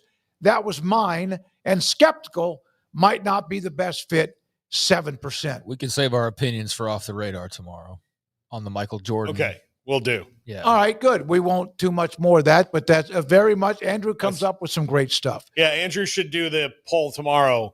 Will he don the Hitler mustache again, which he rocked for a little while until somebody was bold enough to tell him, like, look, I know that you're Michael Jordan and all, but that one's over. How come there's not a poll about should Garrett have spent $22 on an autograph? There we go.